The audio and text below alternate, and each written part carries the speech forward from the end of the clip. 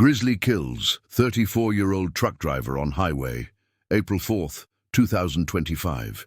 The morning of April 4th, 2025 began like thousands of others for Brian Kenneth Matthews, a 34-year-old long-haul truck driver from Billings, Montana.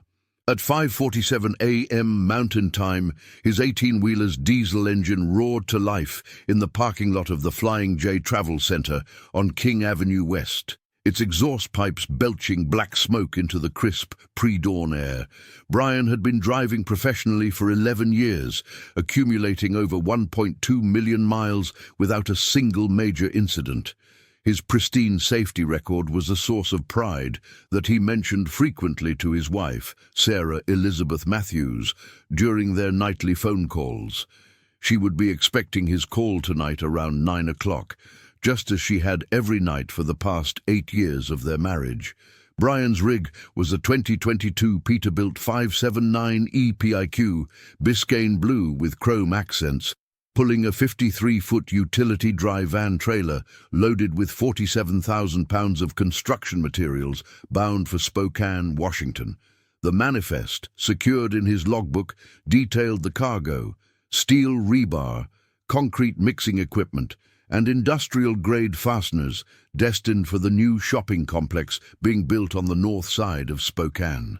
The total value of the shipment exceeded $230,000, making it one of the more valuable loads Brian had transported in recent months.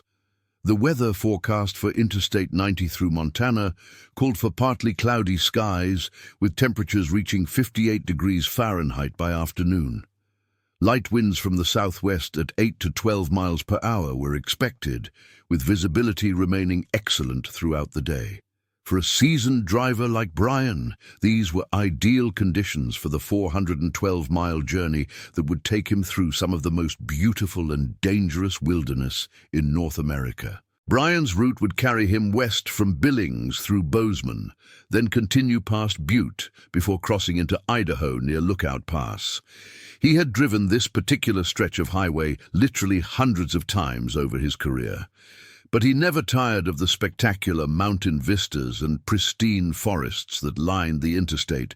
What he didn't know, as he performed his pre-trip inspection in the flickering yellow light of the truck stop's parking lot, was that wildlife officials had received 17 reports of increased grizzly bear activity along the I-90 corridor in the past 2 weeks. Dr. Margaret Elena Vasquez, a wildlife biologist with the Montana Department of Fish, Wildlife and Parks, had been tracking these reports with growing concern from her office in Helena. At 38 years old, she had spent the last 14 years studying large predator behavior throughout the Northern Rockies, earning her Ph.D. from the University of Montana with a dissertation on grizzly bear territorial expansion in response to climate change. The reports she'd been receiving painted a troubling picture of aggressive bear encounters far closer to major transportation corridors than historical data suggested was normal. The most recent report had come just 2 days earlier from Montana Highway Patrol Trooper James Michael Rodriguez, a 23-year veteran who patrolled the stretch of I-90 between Butte and Missoula. Rodriguez had responded to a call about a large brown animal causing traffic slowdowns near mile marker 126, approximately 15 miles east of Butte. When he arrived at the scene, he found clear evidence of a massive grizzly bear that had apparently spent considerable time investigating an abandoned vehicle on the shoulder of the highway. The vehicle, a 2019 Honda Civic belonging to 22-year-old college student Ashley Marie Thompson from Bozeman, had been disabled by a blown tire around 11:30 p.m. on April 2nd. Ashley had called for roadside assistance and waited in her locked car for nearly 40 minutes before the tow truck arrived.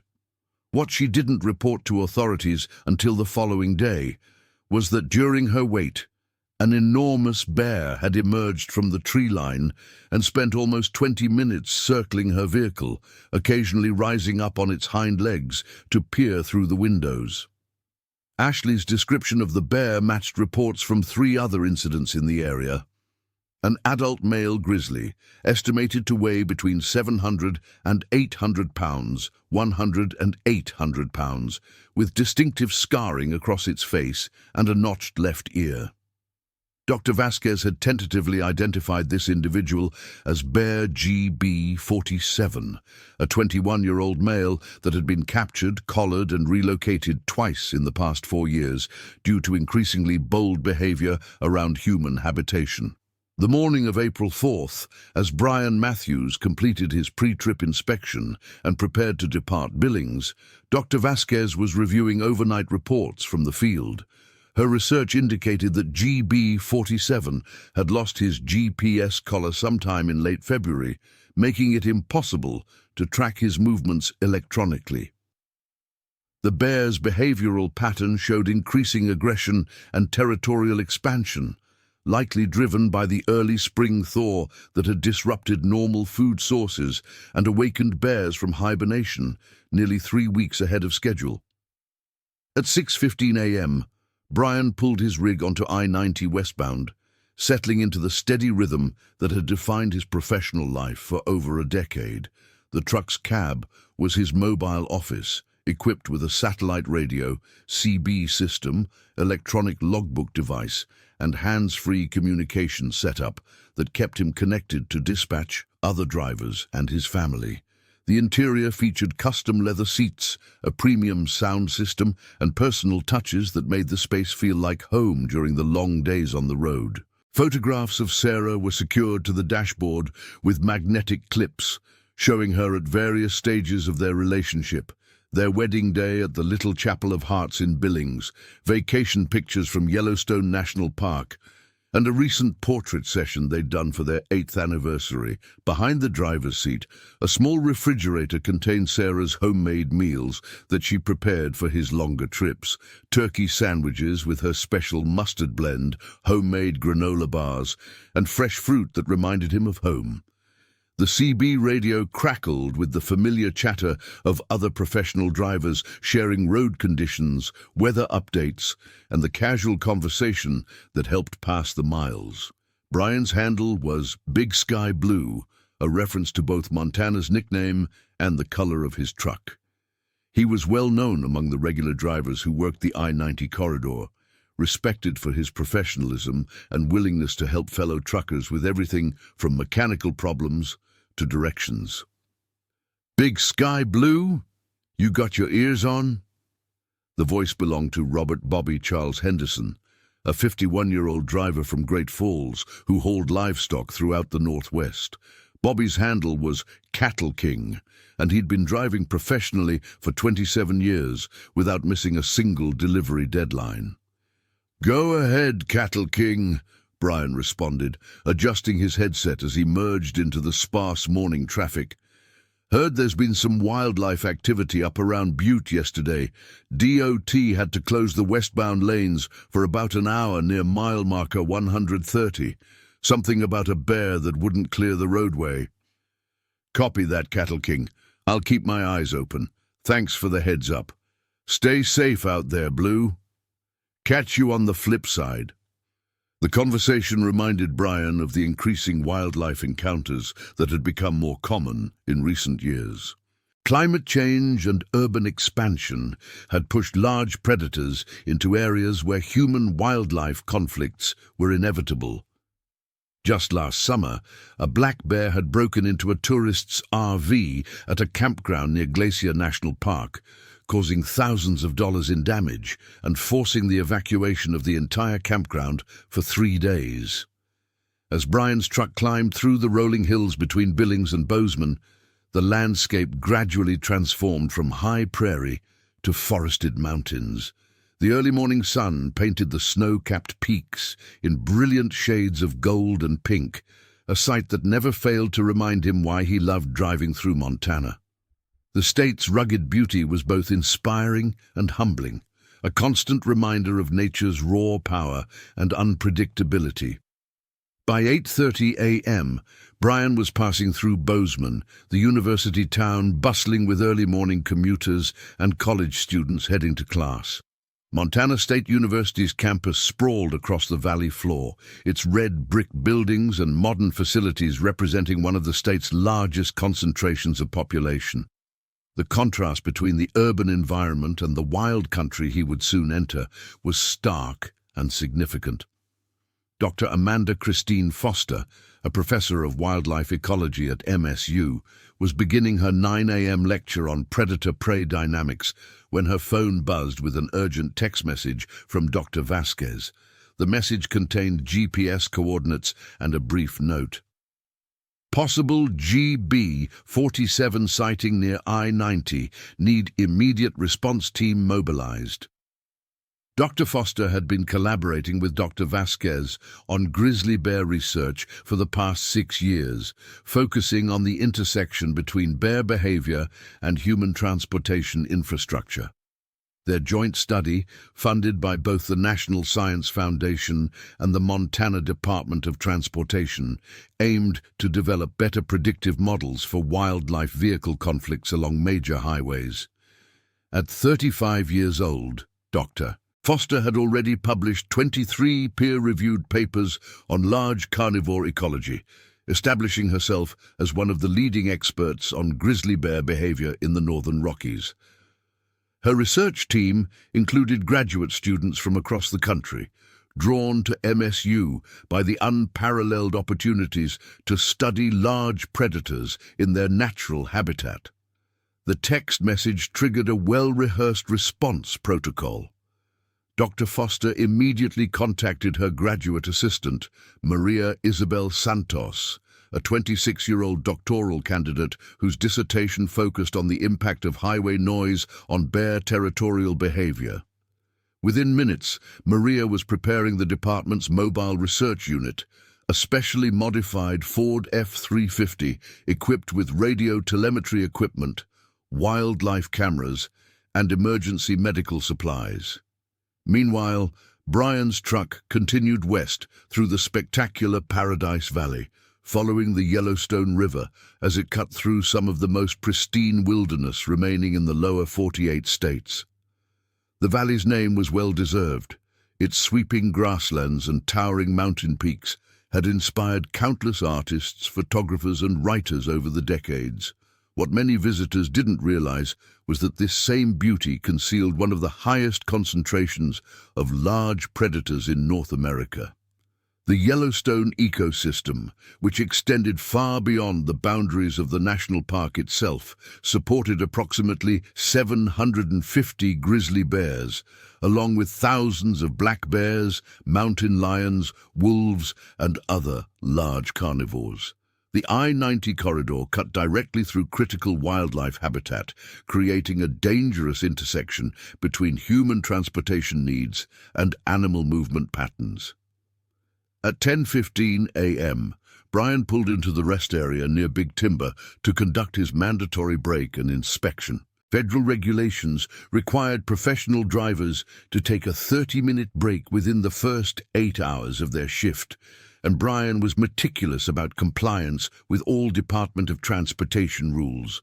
The rest area was a modest facility with picnic tables, restrooms, and a small visitor information center that provided brochures about local attractions and wildlife safety. A bronze plaque near the entrance warned visitors about the area's wildlife. Caution: this area is home to black bears, grizzly bears, mountain lions, and other large wildlife. Keep food securely stored. Do not approach or feed wild animals. Report aggressive animal behavior to authorities immediately.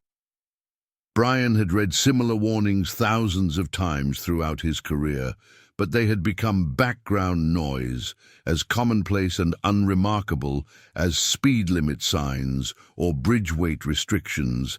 He performed his required vehicle inspection with practiced efficiency, checking tire pressure, brake adjustments, cargo securement, and fluid levels. Everything was exactly as it should be.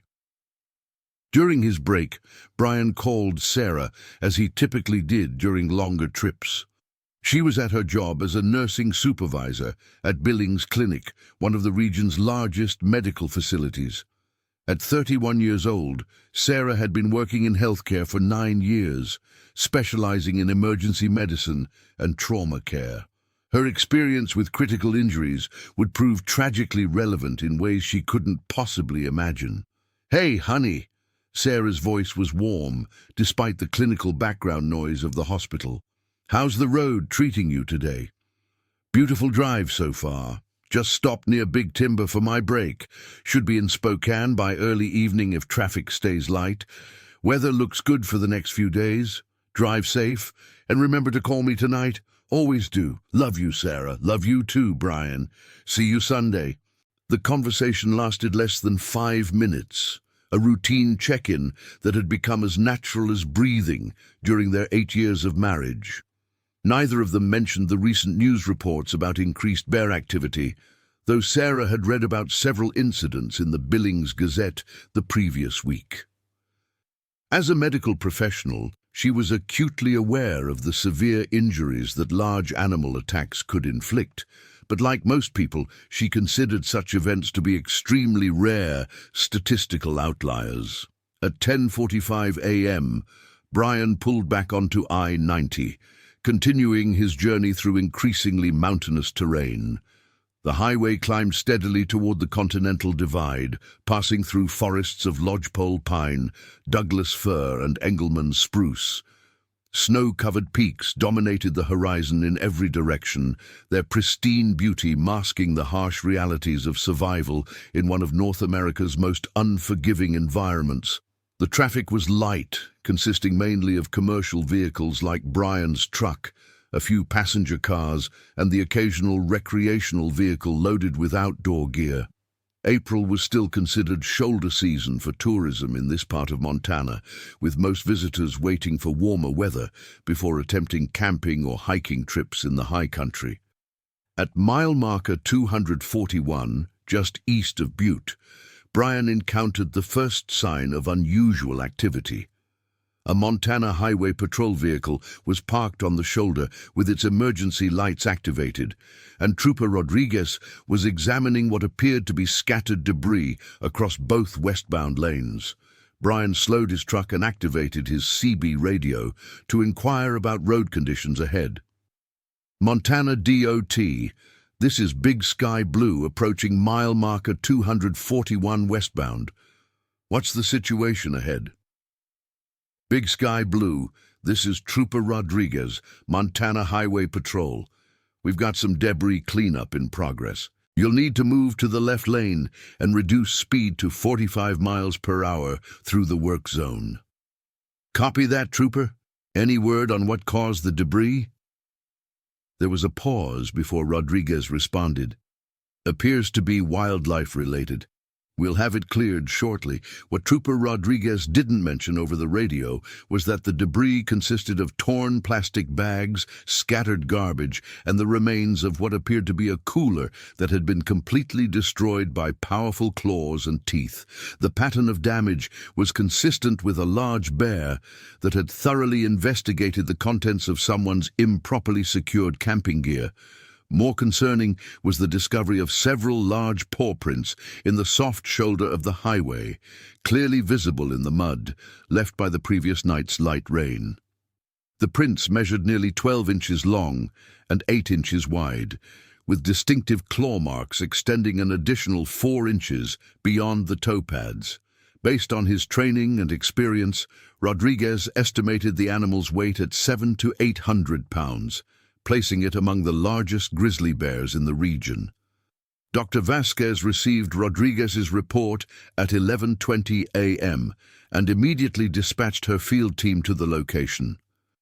The GPS coordinates placed the incident squarely within GB-47's known territory, and the timing suggested the bear was becoming increasingly active during daylight hours. This represented a significant escalation in the animal's behavior pattern, as grizzly bears typically avoided areas of high human activity during peak traffic periods. Brian's truck passed through the debris zone without incident, but the brief encounter served as a stark reminder of the wild country he was traveling through. The cleanup activities had delayed his schedule by approximately 10 minutes, a minor inconvenience that would ultimately place him at a specific location at a specific time that would prove catastrophic. As he approached Butte from the east, Brian could see the city's distinctive skyline dominated by the massive Berkeley Pit, a former copper mine that had become one of the largest contiguous toxic waste sites in the United States. The pit's acidic water glowed with an unnatural blue-green color, visible even from miles away. Butte's mining heritage had shaped the landscape in dramatic and often disturbing ways, creating a post-industrial moonscape that contrasted sharply with the pristine wilderness surrounding it. The city of Butte, population approximately 35,000, served as a major logistics hub for the region's mining, agriculture, and transportation industries. The intersection of Interstate 90 and Interstate 15 made it a critical crossroads for commercial traffic throughout the northern Rockies, with hundreds of trucks passing through daily, carrying everything from agricultural products to industrial equipment. At 12:15 p.m., Brian pulled into the Pilot Travel Center on Harrison Avenue for fuel and lunch. The facility was busy with the typical midday crowd of professional drivers, construction workers, and travelers. He topped off his fuel tanks with 180 gallons of diesel fuel, bringing his total range to approximately 1,200 miles. The fueling process took nearly 15 minutes due to the truck's large tank capacity and the need to check fluid levels and tire pressure while stopped. Inside the travel center, Brian purchased a turkey sandwich, a bag of chips, and a large coffee for lunch. The facility's restaurant area provided a gathering place for drivers to share information about road conditions, weather, and other factors affecting their routes. Several drivers mentioned seeing increased wildlife activity along various stretches of highway, but these reports were typically casual observations rather than serious safety concerns. "Saw a big black bear yesterday morning on I-15 south of Great Falls," mentioned Walter Eugene Patterson, a 62-year-old driver from Missoula who hauled timber throughout the region. "Thing was probably 400 pounds, just standing in the median like he owned the place." "Bears are definitely more active this year," agreed Linda Susan Morrison, a 47-year-old owner-operator who specialized in oversized load transport. "Early spring has them confused about their feeding patterns. Fish and Game has been putting out advisories all month." These conversations reflected a broader pattern of wildlife behavior that researchers like Dr. Vasquez and Dr. Foster had been documenting with increasing concern. Climate change was disrupting traditional seasonal patterns, causing bears to emerge from hibernation earlier and remain active longer, while simultaneously altering the availability of natural food sources that bears depended upon. The extended winter of 2024 to 2025 had been followed by an unusually rapid spring thaw, creating conditions that stressed wildlife populations across the northern Rockies. Whitebark pine nuts, a critical food source for grizzly bears, had suffered significant crop failures due to temperature fluctuations during pollination season. This forced bears to search for alternative food sources, often bringing them into conflict with human activities. Brian finished his lunch and returned to his truck at 1:10 p.m., still on schedule to reach Spokane by early evening. The afternoon segment of his journey would take him through the most mountainous terrain on the route, climbing over McDonald Pass before descending toward the Idaho border. This section of Interstate 90 was considered one of the most scenic drives in the United States, but it was also one of the most challenging for commercial vehicles due to steep grades and frequent weather changes. As Brian prepared to depart Butte, Dr. Vasquez and her field team were completing their investigation of the debris site east of the city. Their findings confirmed the presence of GB47, based on paw print analysis and DNA samples collected from saliva traces on torn plastic materials. More troubling was evidence that the bear had spent considerable time in the immediate vicinity of the highway, suggesting a level of habituation to human activity that contradicted normal grizzly behavior patterns. This is completely outside the normal behavioral range for this individual, Dr. Vasquez explained to her team via radio from the site. GB47 has never shown this level of interest in highway corridors before. Something has changed in his behavioral pattern, and we need to understand what's driving it. Dr. Foster, monitoring the situation from her office at MSU, immediately began reviewing historical data on GB47's movements and behavior. The bear had been originally captured as a 3-year-old in 2007 near Glacier National Park after repeated conflicts with campers and park visitors. Multiple relocations had failed to modify his behavior, leading to his classification as a management problem bear that required constant monitoring. The decision to allow GB47 to remain in the wild had been controversial within the wildlife management community. Traditional protocol called for the removal of bears that showed persistent aggressive behavior toward humans, but GB47's case had been complicated by his role as a breeding male in the local population and the political sensitivities surrounding grizzly bear conservation. At 1:25 p.m., Brian's truck rejoined U-90 westbound, beginning the climb toward McDonald Pass at an elevation of 6,368 feet above sea level. The grade required his truck to downshift to maintain speed, the diesel engine working harder as the road wound through increasingly dense forest. Visibility was excellent, with scattered clouds providing occasional shade, but no threat of precipitation. The forest on both sides of the highway was classic Northern Rockies habitat, dense stands of lodgepole pine and Douglas fir, interspersed with aspen groves that would turn brilliant gold in the fall. Snow still clung to the highest peaks visible through the trees, a reminder that winter conditions could return suddenly at this elevation even in late spring. Wildlife crossing signs became more frequent as the highway climbed through prime habitat areas. These signs warned drivers to watch for deer, elk, moose, and bears, particularly during dawn and dusk hours when animals were most active. What the signs didn't convey was the statistical reality that large animal vehicle collisions were one of the leading causes of highway fatalities in Montana, accounting for dozens of deaths and hundreds of injuries each year. At 2:10 p.m., approximately 25 miles west of Butte, near mile marker 126, Brian encountered his first significant traffic slowdown of the day. A line of vehicles was backed up behind a Montana Department of Transportation vehicle that was blocking the right lane with emergency flashers activated. Brian could see several DOT workers in high-visibility vests examining something on the shoulder of the highway.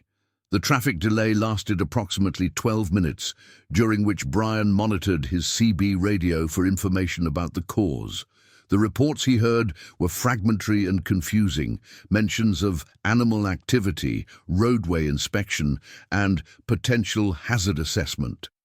None of the radio traffic provided clear details about what exactly was causing the delay.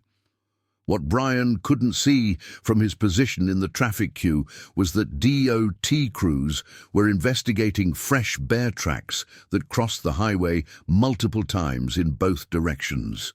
The tracks indicated that a large bear had spent considerable time in the area, moving back and forth across the roadway and investigating the guardrails and signage. Several paw prints showed clear claw marks in the asphalt, evidence of the enormous force exerted by an animal of exceptional size.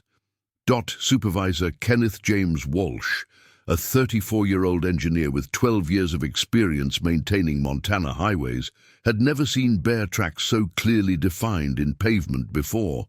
The depth and clarity of the claw marks suggested an animal of extraordinary size, significantly larger than the black bears that occasionally wandered onto highways in the region. "I've worked this stretch of road for over a decade," Walsh explained to his crew, "and I've never seen evidence of a bear this size showing this much interest in the roadway itself. Something's not right about this situation." The decision to reopen both lanes to traffic was made after a thorough inspection revealed no immediate safety hazards, but Walsh filed a detailed report with wildlife authorities recommending increased monitoring of the area. The report included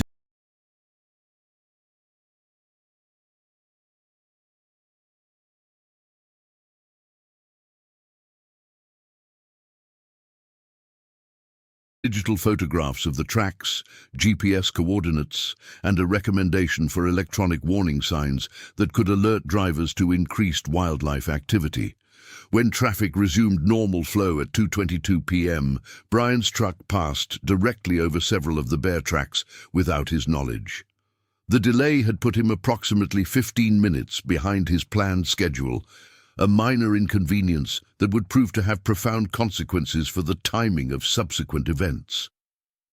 As Brian continued west through the mountainous terrain, the afternoon sun created dramatic contrasts of light and shadow across the forested landscape. The beauty of the scenery was undeniable, but it also served to mask the presence of the largest concentration of grizzly bears outside of Alaska. Within a 5-mile radius of Brian's current position, wildlife biologists estimated that at least 8 to 12 individual grizzly bears were active, along with dozens of black bears and other large predators. Dr. Vasquez's field team had completed their investigation of the debris site and was now responding to Walsh's report of bear tracks near mile marker 126. The GPS coordinates placed both incidents within a narrow corridor that suggested GB-47 was establishing a territory that directly intersected with I-90, an unprecedented and dangerous development. "We're seeing a fundamental shift in this animal's behavior pattern," Dr. Vasquez reported to her supervisor, Montana Fish, Wildlife and Parks Regional Supervisor David Michael Harrison. GB-47 appears to be claiming territory that includes active highway corridors, which contradicts everything we know about normal grizzly territorial behavior. Harrison, a 53-year-old career wildlife manager with 28 years of experience, had overseen hundreds of bear-human conflict situations throughout his career. The reports from Dr. Vasquez represented a level of concern that he had rarely encountered outside of extreme circumstances like the famous incidents at Glacier National Park in 1967, when 2 women were killed by grizzly bears on the same night. "What's your recommendation for immediate action?" Harrison asked during their radio conversation. "We need to consider temporary highway closures until we can locate and assess GB-47's current status. The evidence suggests he's actively patrolling this section of I-90, which creates an unacceptable risk for motorists. Negative on highway closures unless we have an imminent threat. I-90 is a critical transportation corridor. We'll increase patrols and monitoring, but the road stays open unless we have a bear actually threatening traffic." The conversation reflected the complex balance between public safety and economic considerations that shaped wildlife management decisions throughout the American West. I-90 carried over 15,000 vehicles per day through this section of Montana, including substantial commercial traffic that formed the economic backbone of the region. Closing the highway required extraordinary justification and could only be sustained for short periods without causing significant economic disruption. At 2:45 p.m., Brian's truck crested McDonald Pass and began the long descent toward the Idaho border. The westbound lanes offered spectacular views of the mountains ahead, but they also required careful attention to speed control and brake management on the steep downgrade. Brian downshifted to utilize engine braking, a technique that reduced wear on his service brakes while maintaining safe speeds on the mountain descent. The CB radio crackled with reports from eastbound drivers about normal traffic conditions ahead. But Brian noticed that several drivers mentioned seeing wildlife near the roadway. These reports were typically brief and lacking in detail, as drivers focused on maintaining control of their vehicles rather than observing animals in the distance. "Big Sky Blue, this is eastbound Eddie on the flip side," came a voice Brian recognized as belonging to Edward Thomas Richardson, a 49-year-old driver from Spokane who regularly ran the I-90 corridor. "Go ahead, Eddie." "Heads up around mile marker 115. Saw something big moving around in the trees on the south side. Couldn't tell exactly what it was, but it was definitely larger than a deer." "Copy that, Eddie. Thanks for the heads up." The report placed the potential wildlife sighting approximately 11 miles ahead of Brian's current position, in an area where the highway passed through particularly dense forest with limited visibility. Mile marker 115 was located at the bottom of a long downgrade where vehicles typically traveled at higher speeds, creating conditions where wildlife encounters could develop rapidly with limited reaction time. Dr. Foster's research had identified this specific section of highway as a high-risk wildlife corridor based on historical data and habitat analysis. The area featured several natural wildlife travel routes that intersected with the highway, creating predictable conflict zones where animal-vehicle collisions were statistically more likely to occur. At 3:10 p.m., Brian's truck passed mile marker 120, approximately 5 miles from the location mentioned in Eddie's radio report. The forest pressed close to both sides of the highway, with the tree line beginning just beyond the narrow shoulders. Visibility into the forest was limited to perhaps 50 yards due to the density of the vegetation and the irregular terrain. The afternoon sun was beginning to angle lower in the sky, creating conditions where shadows from the trees fell across portions of the roadway. These light and shadow patterns could make it difficult to spot movement in the forest, particularly for drivers whose attention was focused on navigating the winding mountain highway. What Brian couldn't know was that GB47 had been moving parallel to the highway for the past hour, following a ridgeline that provided the bear with an elevated view of the traffic below. The animal's behavior was unprecedented in Dr. Vasquez's experience, suggesting a level of interest in human activity that contradicted normal grizzly bear behavioral patterns. Trail cameras positioned by Dr. Foster's research team had captured images of GB47 earlier in the week, showing an animal in excellent physical condition with an estimated weight of 800 pounds or more. The bear's distinctive facial scarring and notched left ear made identification certain, but the images also revealed behavioral changes that concerned the researchers. Unlike previous photographs that showed GB47 avoiding areas of human activity, the recent images depicted the bear actively investigating human scent trails, garbage, and abandoned campsites. This represented a dangerous escalation in the animal's habituation to human presence, suggesting that normal deterrent measures might prove ineffective. At 3:18 p.m., Brian's truck approached mile marker 115, the location where eastbound Eddie had reported seeing movement in the forest. Brian scanned the tree line as he drove, but the combination of highway speed, shadow patterns, and dense vegetation made it difficult to spot any animal that might be present. The truck's elevated cab position provided a better viewing angle than passenger vehicles, but it also meant that Brian's attention was divided between observing the forest and maintaining control of his vehicle on the winding mountain road. The section of highway between mile markers 115 and 110 featured several characteristics that wildlife researchers had identified as increasing the risk of animal-vehicle encounters. The roadway curved frequently as it followed natural terrain features, limiting sight distances and reaction times. Steep embankments on both sides created natural funnels that directed animal movement toward the highway crossing points. Most significantly, several small streams crossed under the highway through culverts, creating natural wildlife corridors that animals used regularly for accessing water sources.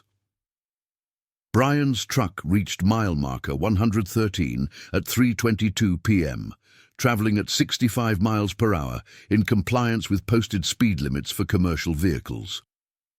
The diesel engine was working moderately hard to maintain speed on the rolling terrain, but all systems were operating normally. Fuel consumption was within expected parameters, and Brian estimated his arrival time in Spokane at approximately 6:30 p.m., allowing for fuel stops and traffic delays. At that exact moment, Dr. Vasquez's field team was receiving real-time telemetry data from motion-activated cameras positioned throughout the research area. Camera station Alpha 7, located approximately 200 yards south of mile marker 113, had triggered multiple times in the past hour, indicating the presence of a large animal moving through the area. Maria Santos, monitoring the camera feeds from the Mobile Research Unit, immediately recognized the distinctive features of GB47 in the most recent images. The bear appeared to be moving deliberately toward the highway, following a well-established deer trail that led directly to a culvert crossing point beneath the roadway. Dr. Vasquez, we have positive identification of GB47 approaching the highway near mile marker 113, Maria reported via radio. Time stamp shows the bear was within 200 yards of the roadway as of 3:18 p.m. Copy that, Maria. What's the animal's current trajectory? Based on the camera sequence, GB47 appears to be moving directly toward the highway crossing at culvert C113.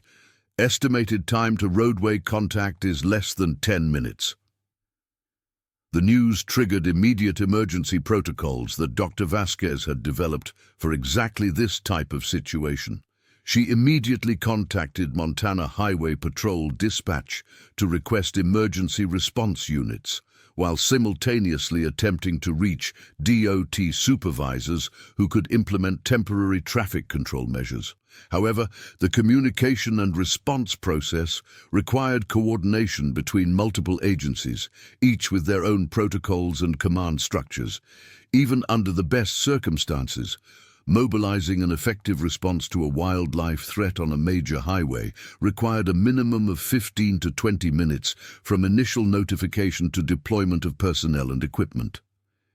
At 3:25 p.m., Brian's truck passed the exact location where GB47 would emerge from the forest in less than 8 minutes. The massive grizzly bear was at that moment less than 100 yards from the highway, moving steadily through the dense undergrowth with the deliberate pace of an animal that had no fear of humans or their technology. Brian's CB radio remained quiet as he navigated through this section of highway, unaware that emergency response protocols were being activated in multiple agencies throughout the region. The beautiful Montana afternoon continued unchanged, with partly cloudy skies and excellent visibility that made the mountain scenery particularly spectacular. At 3:28 p.m., Brian began to experience the first mechanical issue of his day, when the truck's engine temperature gauge began showing a slight increase above normal operating range.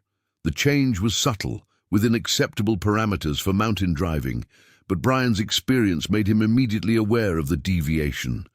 Professional drivers develop an intuitive sense for their vehicle's normal operating characteristics, and any change in engine behavior triggered automatic diagnostic thinking. Brian's first response was to check the gauge readings for all other engine systems. Oil pressure remained normal, turbo boost was within specifications, and exhaust gas temperature was acceptable for the current operating conditions.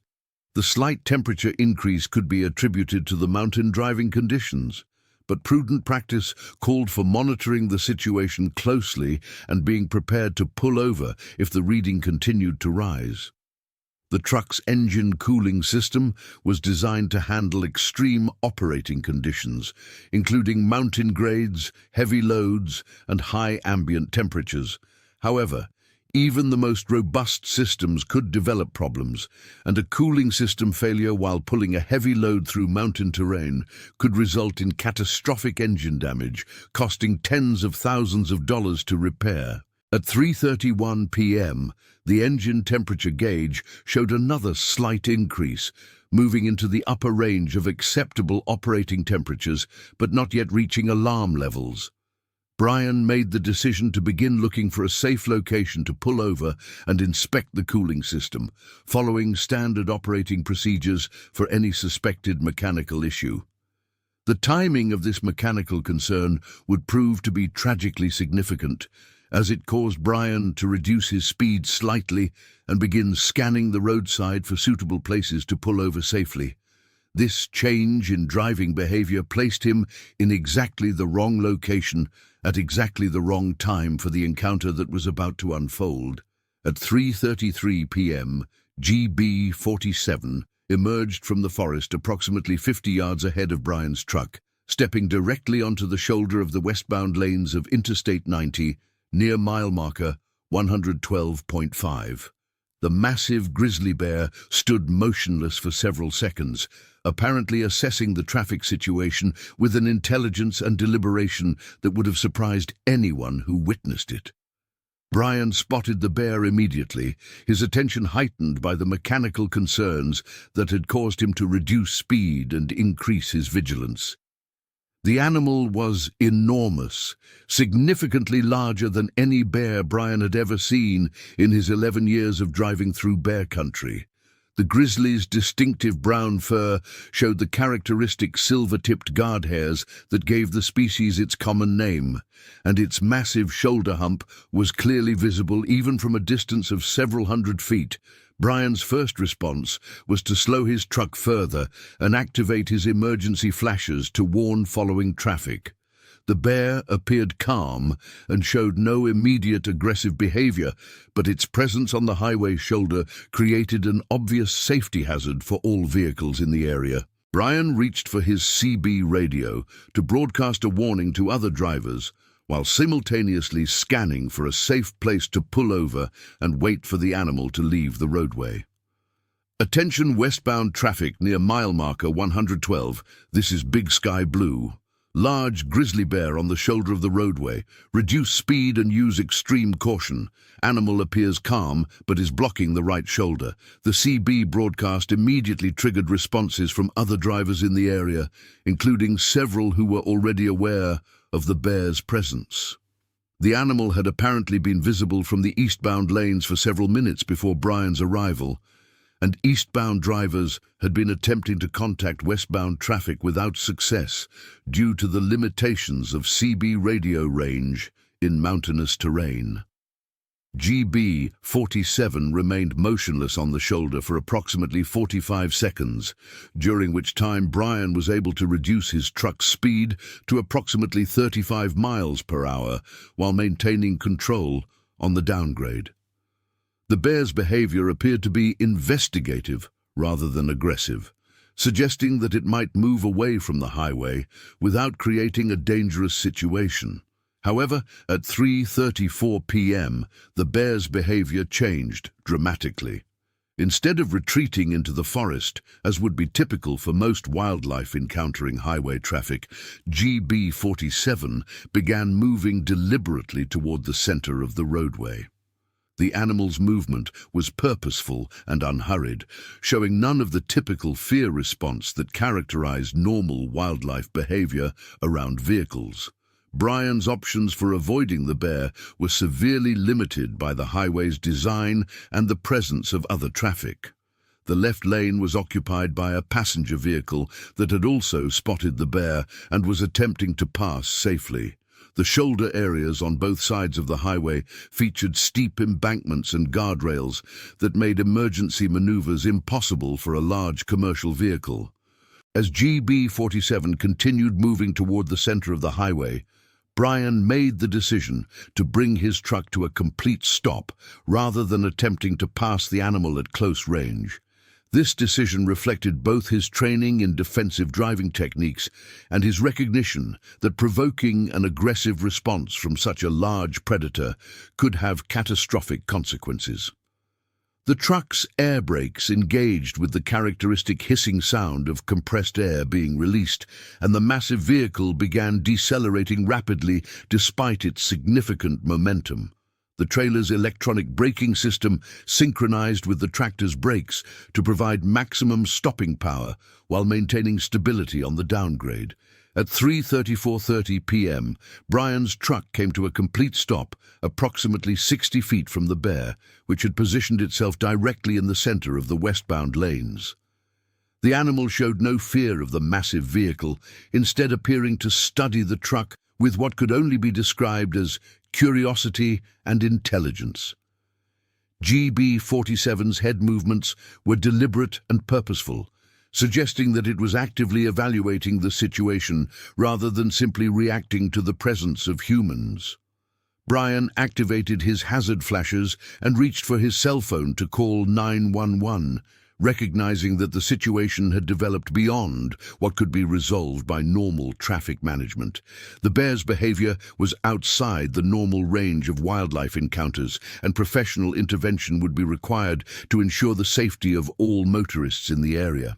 The 911 call was answered on the second ring by Butte Silver Bow County Emergency Dispatch, operated by dispatcher Jennifer Lynn Anderson, a 42-year-old career emergency services professional with 19 years of experience handling crisis situations throughout southwestern Montana.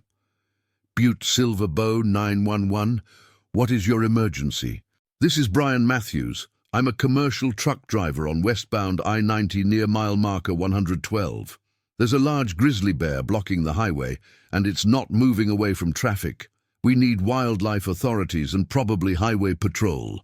Copy that, Mr. Matthews. Are you in immediate danger? Not at the moment, but this bear is acting very unusual. It's standing in the middle of the highway and doesn't seem afraid of vehicles. I've never seen anything like this before.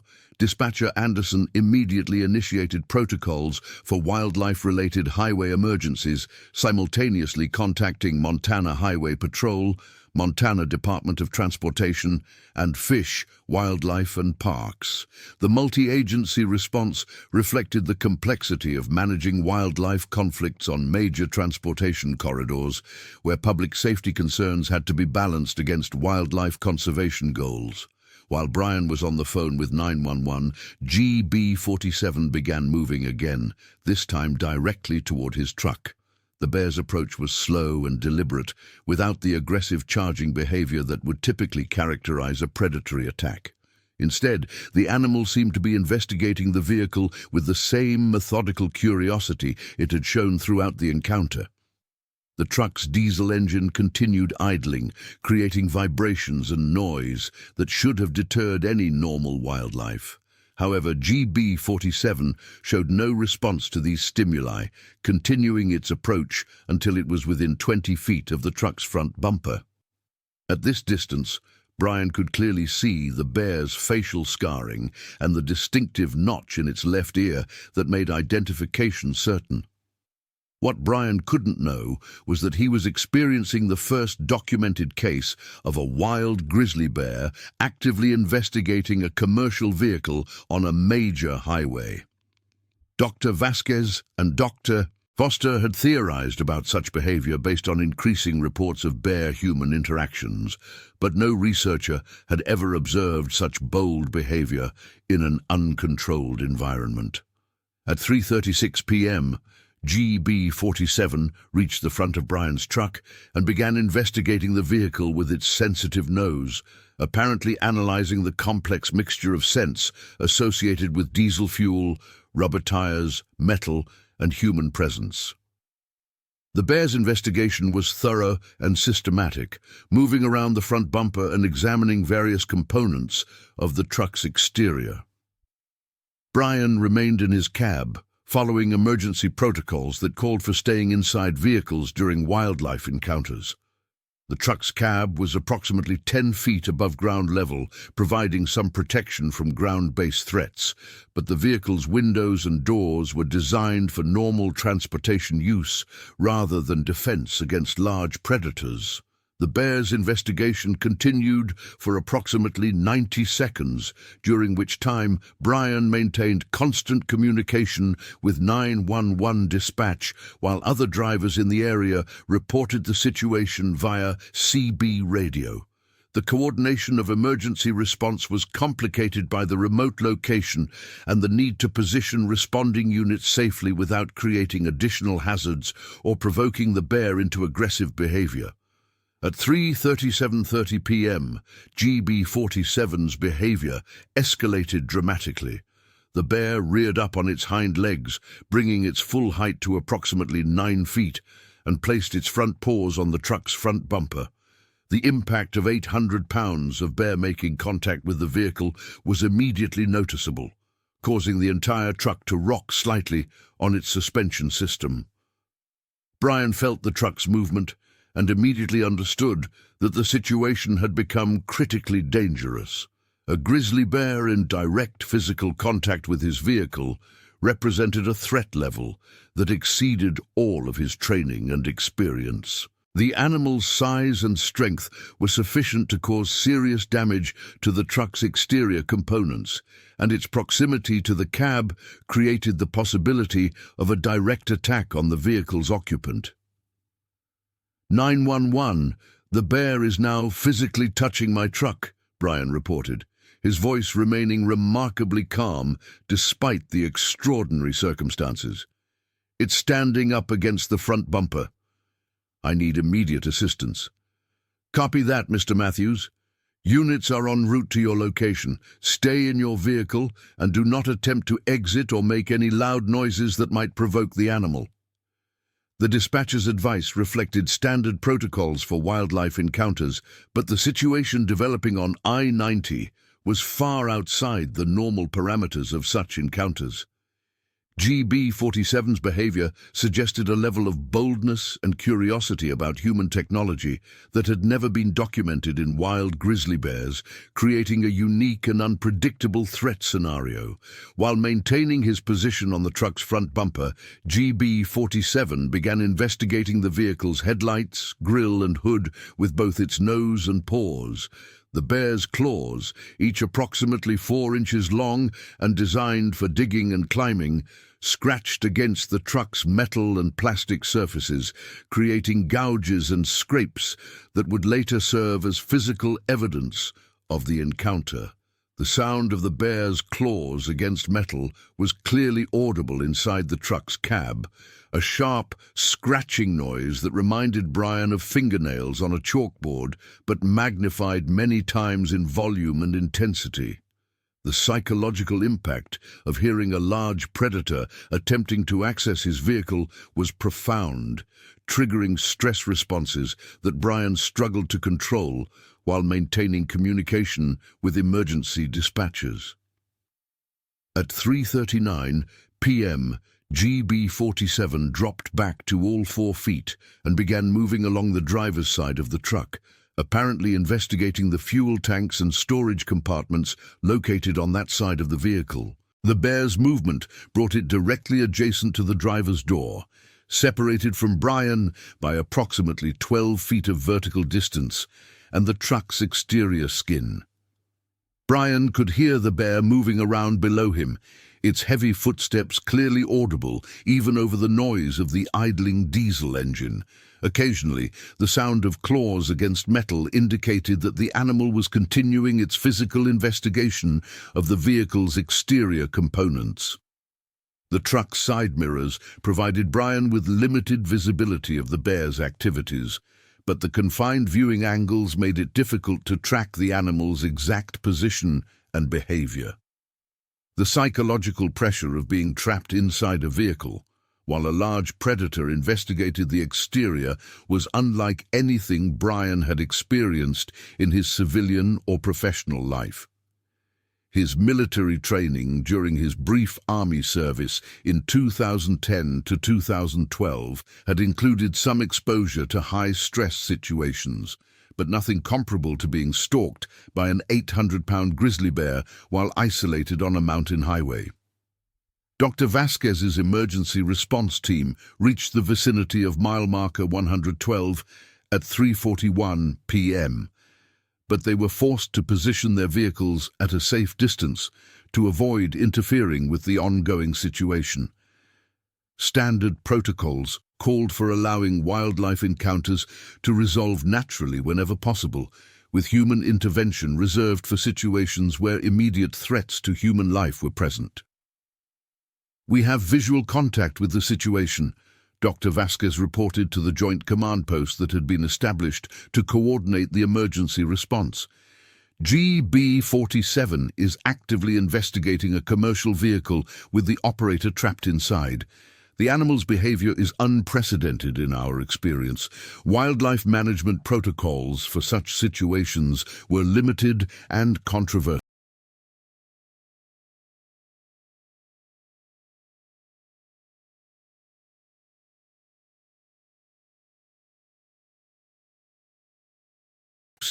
Lethal force against grizzly bears was considered a last resort due to the species' protected status and conservation concerns. But the safety of human lives took precedence over wildlife protection when direct conflicts occurred. The decision-making process was complicated by the bear's non-aggressive behavior, which didn't meet the typical criteria for authorizing lethal force. GB-47 was investigating rather than attacking, suggesting that the situation might be resolved without harm to either the bear or the human involved. At 3:42:30 p.m., the situation escalated again when GB-47 discovered the truck's passenger-side fuel tank. The bear's investigation of this component was more aggressive than its previous activities, involving both claws and teeth as it attempted to access the interior of the fuel system. The tank's aluminum construction was designed to withstand normal road hazards, but was not intended to resist investigation by a large predator. Brian heard the change in the bear's behavior through the metallic scratching and grinding sounds that indicated more aggressive contact with the vehicle. His training in hazardous materials transportation made him acutely aware of the dangers associated with fuel system damage, particularly the potential for diesel fuel leaks that could create fire hazards. 911, the bear is now attacking my fuel tank, Brian reported. I can hear it tearing at the metal. We could have a fuel leak situation developing. This report triggered additional emergency protocols related to hazardous materials incidents. Diesel fuel, while less volatile than gasoline, still represented a significant environmental and safety hazard if released in large quantities. The truck's fuel tanks contained approximately 180 gallons of diesel fuel, enough to create a major spill if the bear succeeded in breaching the tank's integrity. Fire department and hazardous materials response teams were added to the growing list of agencies responding to the incident, further complicating the coordination of emergency activities. The remote location and ongoing wildlife threat made conventional response procedures difficult to implement effectively. At 3:44 p.m., GB-47 successfully punctured the truck's passenger-side fuel tank, causing diesel fuel to begin streaming onto the highway surface. The bear's reaction to the fuel was immediate and dramatic, stepping back from the vehicle while showing signs of irritation and confusion.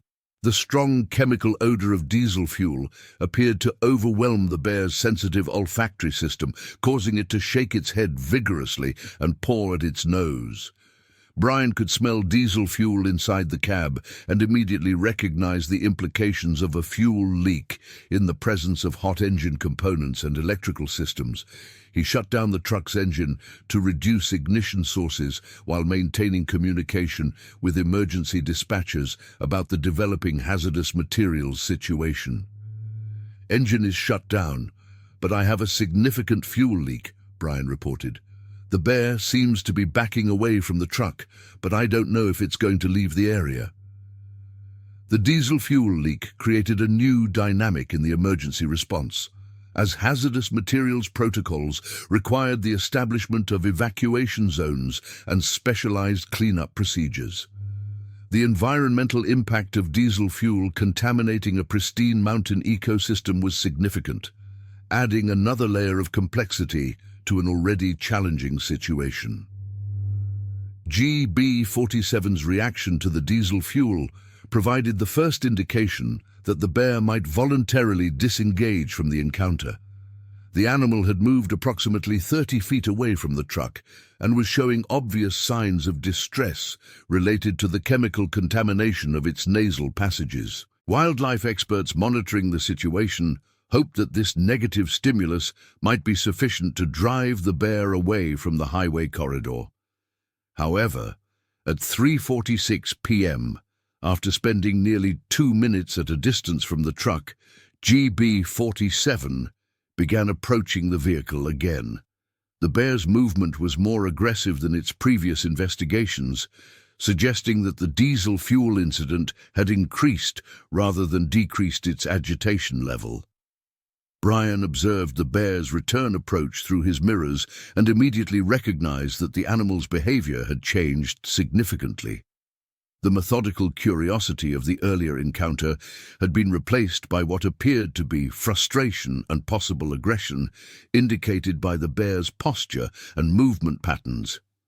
"The bear is coming back, and it looks angry this time," Brian reported to dispatch.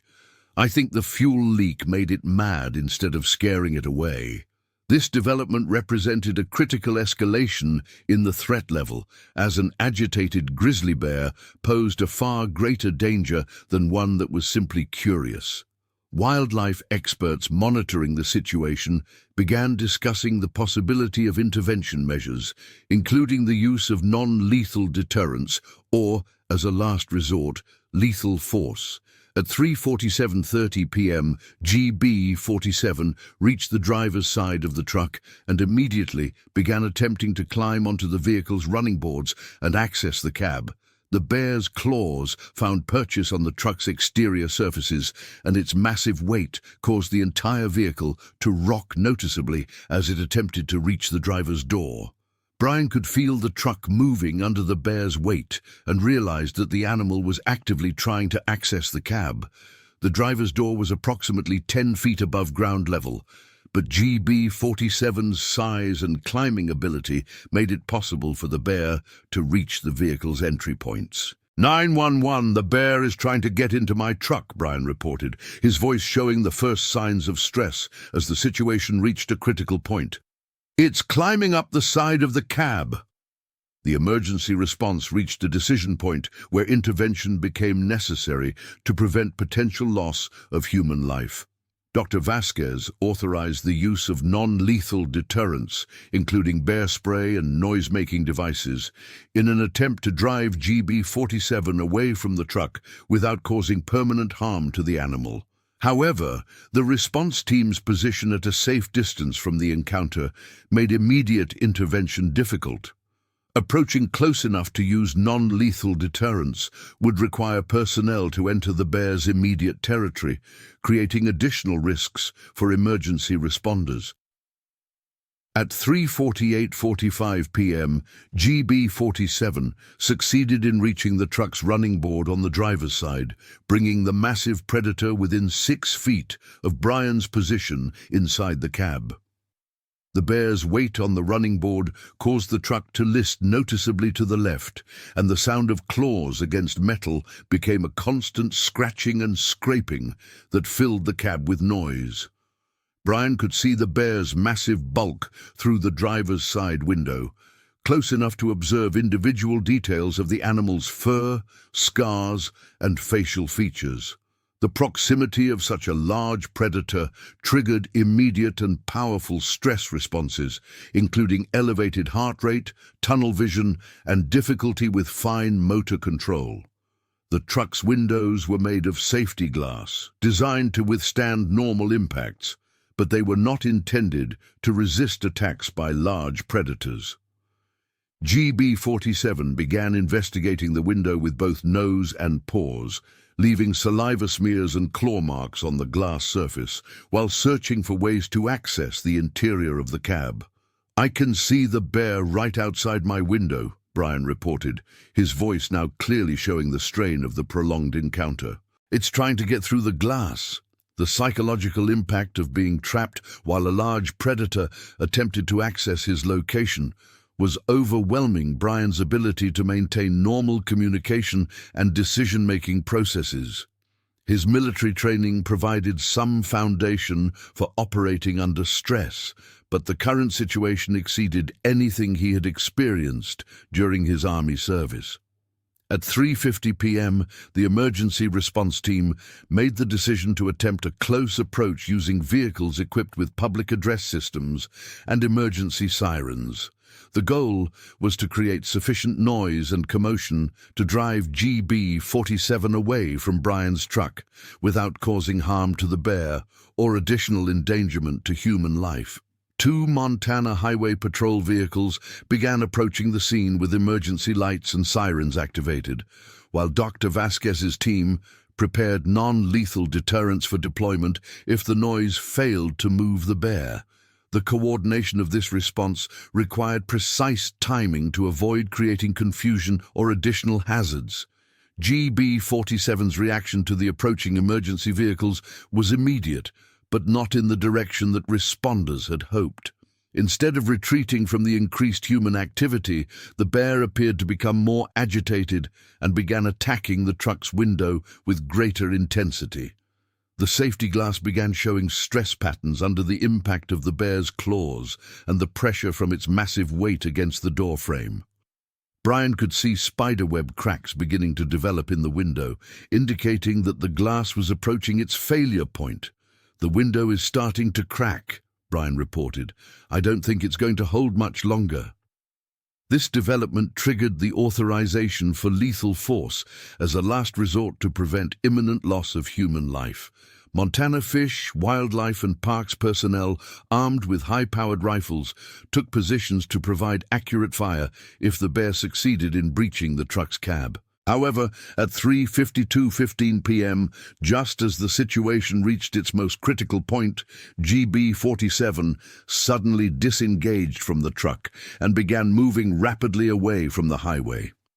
The bear's departure was as sudden and unexpected as its initial appearance, leaving emergency responders and Brian himself confused about what had triggered the change in behavior. The sound of approaching helicopters became audible in the distance as news media and additional emergency resources converged on the scene. The prolonged nature of the encounter had attracted attention from multiple agencies and news organizations, transforming what began as a wildlife encounter into a major regional news event. Brian remained in his truck for an additional 10 minutes while emergency responders confirmed that GB-47 had retreated to a safe distance and established a secure perimeter around his vehicle. The psychological aftermath of the 18-minute encounter would prove to be as challenging as the physical events themselves. When emergency medical technicians finally reached Brian's truck at 4:05 p.m., they found him in a state of shock, but physically unharmed. His vital signs showed the classic indicators of severe stress: elevated heart rate, elevated blood pressure, and hyperventilation consistent with acute anxiety response. Paramedic Susan Marie Collins, a 31-year-old career emergency medical technician with 12 years of experience, had never treated a victim of a prolonged wildlife encounter. Brian's condition was unique in her experience, combining elements of claustrophobia, predator fear, and survivor's guilt into a complex psychological presentation. "Mr. Matthews, you're safe now," Collins assured him as she conducted her initial assessment. "The bear is gone, and you're not injured. We're going to take good care of you." Brian's response to medical attention was complicated by his continued hypervigilance and difficulty accepting that the threat had ended. His eyes continuously scanned the surrounding area for signs of the bear's return, and he remained reluctant to exit the truck, even with multiple armed officers providing security. The truck itself bore extensive evidence of GB-47's investigation and attack. Deep claw marks scored the metal surfaces on multiple sides of the vehicle.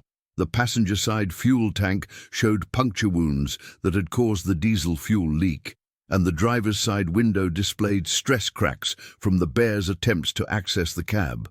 Dr. Vasquez's examination of the physical evidence confirmed that this had been the most extensive documented interaction between GB-47 and human technology. The bear's behavior throughout the encounter had been unprecedented in her experience, showing levels of persistence and boldness that exceeded all previous observations of the animal. This represents a fundamental change in GB-47's behavioral pattern, Dr. Vasquez explained to the incident commanders. The animal showed no fear of human technology, no response to normal deterrence, and active problem-solving behavior in attempting to access the vehicle's interior. This level of habituation and aggression makes GB-47 an immediate threat to public safety.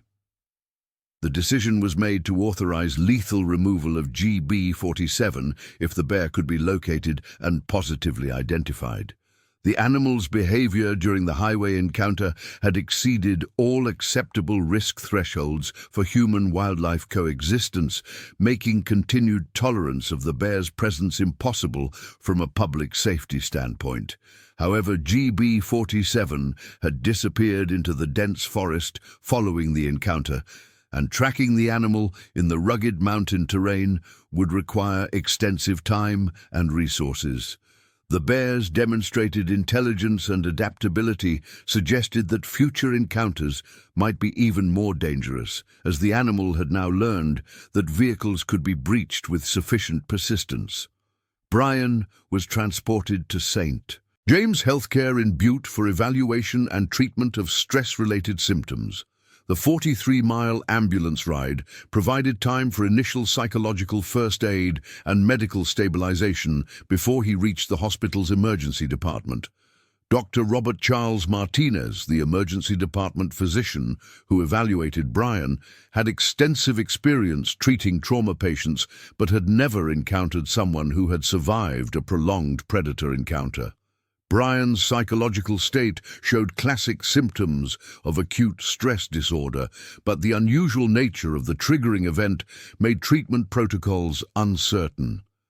Physically, Mr. Matthews is completely unharmed, Dr. Martinez explained to Sarah during a phone conversation at 5:30 p.m. However, he's experienced a severe psychological trauma that will require specialized treatment. I'm recommending admission for observation and consultation with our psychiatry department. Sarah's reaction to the news that her husband had been attacked by a bear while she was working her normal shift at a hospital 50 miles away was one of disbelief, followed by immediate concern. She arranged for emergency leave from her position and began the drive to Butte to be with Brian during his treatment. The news media response to the incident was immediate and extensive. The combination of a dramatic wildlife encounter, the highway closure it caused, and the availability of multiple emergency response agencies created perfect conditions for comprehensive news coverage. Channel 8, News from Butte, dispatched reporter Patricia Ann Johnson and a camera crew to the scene within 30 minutes of receiving initial reports about the incident. Johnson, a 29-year-old broadcast journalist with 7 years of experience covering Montana news, recognized immediately that the story had national significance. This is Patricia Johnson reporting from Interstate 90 near Butte, where a truck driver has survived an 18-minute encounter with an 800-pound grizzly bear that attacked his vehicle, she reported in her initial live broadcast. Brian Matthews of Billings was trapped in his cab while the massive bear attempted to break into the truck, causing a fuel leak and shutting down the highway for hours. The story was picked up by national news networks within 2 hours, with CNN, Fox News, and other major outlets broadcasting footage from the scene and interviewing wildlife experts about the unprecedented nature of the encounter. The combination of dramatic visuals and the unusual behavior of the bear made it compelling television that attracted viewers across the country. Dr. Foster provided expert commentary for several news outlets, explaining the significance of GB47's behavior and the implications for wildlife management throughout the region. Her analysis helped educate the public about the complex factors driving increased human-wildlife conflicts in the modern West. What we witness today represents a new level of boldness in grizzly bear behavior that we haven't documented before, Dr. Foster explained during a live television interview. This particular bear has shown no fear of humans or their technology, making it a significant threat to public safety that will require immediate management action. The incident sparked renewed debate about grizzly bear management policies throughout Montana and the broader Northern Rockies region. Conservation groups argued that GB47's behavior was an isolated incident that didn't justify changes to protective regulations, while others pointed to the encounter as evidence that bear populations had exceeded the carrying capacity of available habitat. Governor of Montana Elizabeth Ann Walsh issued a statement calling for a comprehensive review of wildlife management policies and increased funding for research into human-wildlife conflict prevention. The governor's response reflected the political sensitivity of wildlife issues in a state where conservation and economic interests often conflicted. The safety of Montana citizens and visitors must be our highest priority, Governor Walsh stated. While we remain committed to wildlife conservation, we cannot tolerate situations where protected species pose direct threats to human life. The cleanup of the diesel fuel spill required specialized environmental response teams and continued for 3 days following the incident. Approximately 45 gallons of diesel fuel had leaked onto the highway surface and surrounding soil, requiring excavation and remediation to prevent long-term environmental damage. The Montana Department of Environmental Quality supervised the cleanup process, which included removal of contaminated soil, treatment of affected vegetation, and monitoring of nearby water sources for contamination. The total cost of environmental remediation exceeded $75,000, representing one of the largest wildlife-related environmental incidents in recent Montana history. Brian's truck required extensive repairs, totaling more than $18,000 to address the damage caused by GB47's investigation and attack. The insurance claim process was complicated by the unusual nature of the incident, as wildlife damage to commercial vehicles on public highways represented a rare coverage scenario that required detailed investigation. The trailer and its cargo were undamaged during the encounter, allowing the shipment to be completed by another driver after Brian's truck was removed from the scene. However, the delivery delay caused contractual complications and financial penalties that affected multiple parties in the transportation chain. Brian's recovery from the psychological trauma of the encounter proved to be more challenging than anyone initially anticipated. Despite having no physical injuries, he experienced persistent symptoms of post-traumatic stress disorder, including nightmares, hypervigilance, and anxiety attacks that made returning to truck driving impossible. Dr. Jennifer Lynn Patterson, a clinical psychologist specializing in trauma recovery, began treating Brian 3 days after the incident. Her assessment revealed that the prolonged nature of the encounter, combined with the sense of helplessness while trapped in the truck, had created a complex trauma presentation that would require months of intensive therapy. Mr. Matthews experienced a type of trauma that is extremely rare in our society, Dr. Patterson explained to Sarah during a family therapy session. The combination of predator fear, confinement, and the extended duration of the threat created conditions that challenged his most basic survival instincts. Sarah's own adjustment to Brian's trauma proved difficult as she struggled to understand the psychological impact of an experience that seemed unimaginable to someone who hadn't lived through it. Her medical training helped her understand the clinical aspects of his condition, but it didn't prepare her for the emotional challenges of supporting a spouse through severe PTSD recovery. The financial impact of Brian's inability to work created additional stress for the family. Workers' compensation coverage for the incident was complicated by questions about whether the attack occurred during normal work duties or represented an extraordinary circumstance outside normal employment risks. Brian's employer, Mountain States Transportation, had never encountered a situation where a driver was disabled by a wildlife attack. The company's policies and insurance coverage were designed for conventional transportation risks rather than the unique circumstances of predator encounters. The legal implications of the incident extended beyond worker compensation issues to questions of liability and responsibility for wildlife management. Several law firms contacted Brian about potential lawsuits against various government agencies for failing to prevent the encounter, though such cases faced significant legal hurdles.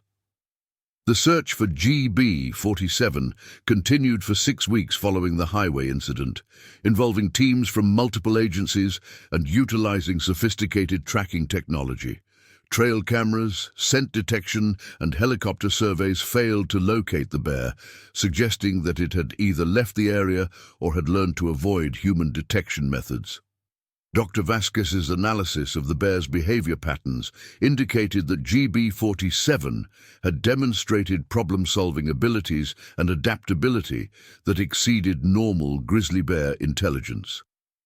The animal's ability to disappear completely following such a high-profile incident suggested that it had learned from the encounter and modified its behavior accordingly.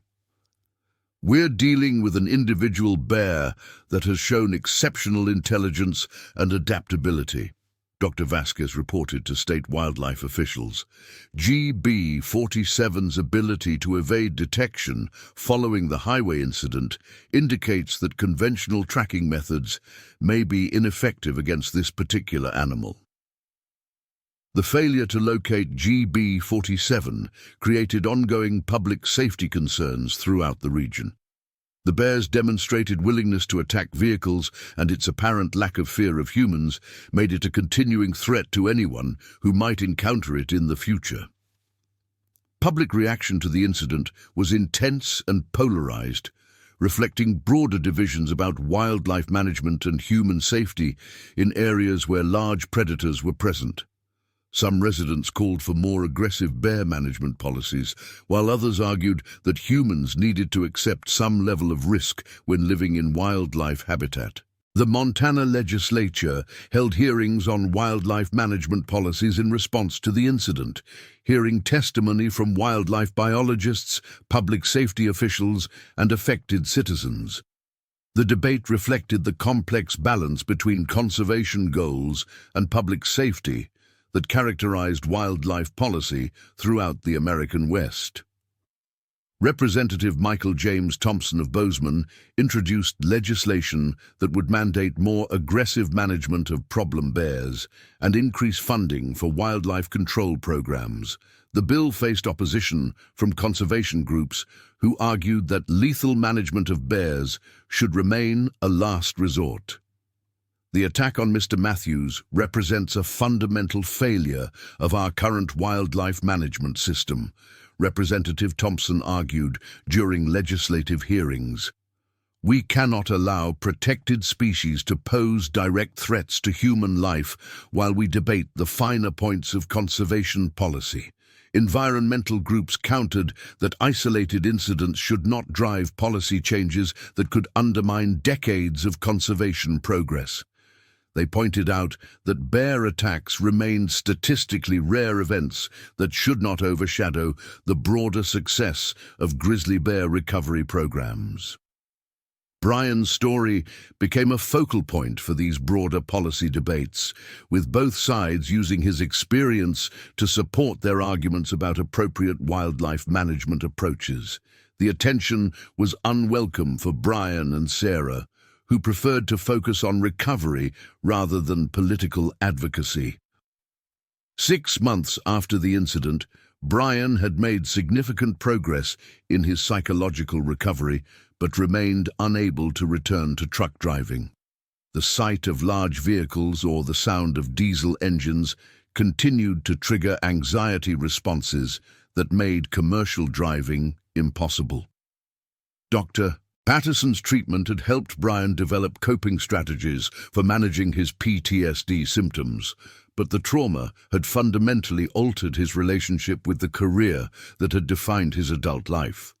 The loss of his professional identity as a truck driver represented a secondary trauma that complicated his overall recovery process.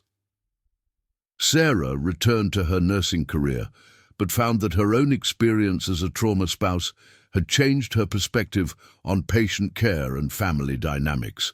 She began volunteering with support groups for families affected by wildlife encounters, sharing the lessons she had learned during Brian's recovery. The Matthews family eventually relocated to a smaller community away from major highways, where Brian found work in a local hardware store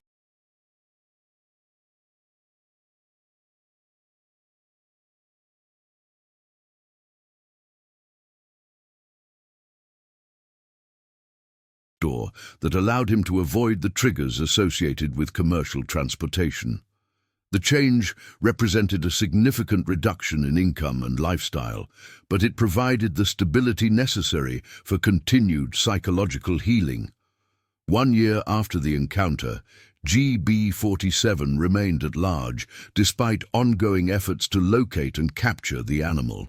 The bear had apparently learned to avoid all forms of human detection, suggesting that it remained in the area but had become completely nocturnal and secretive in its behavior.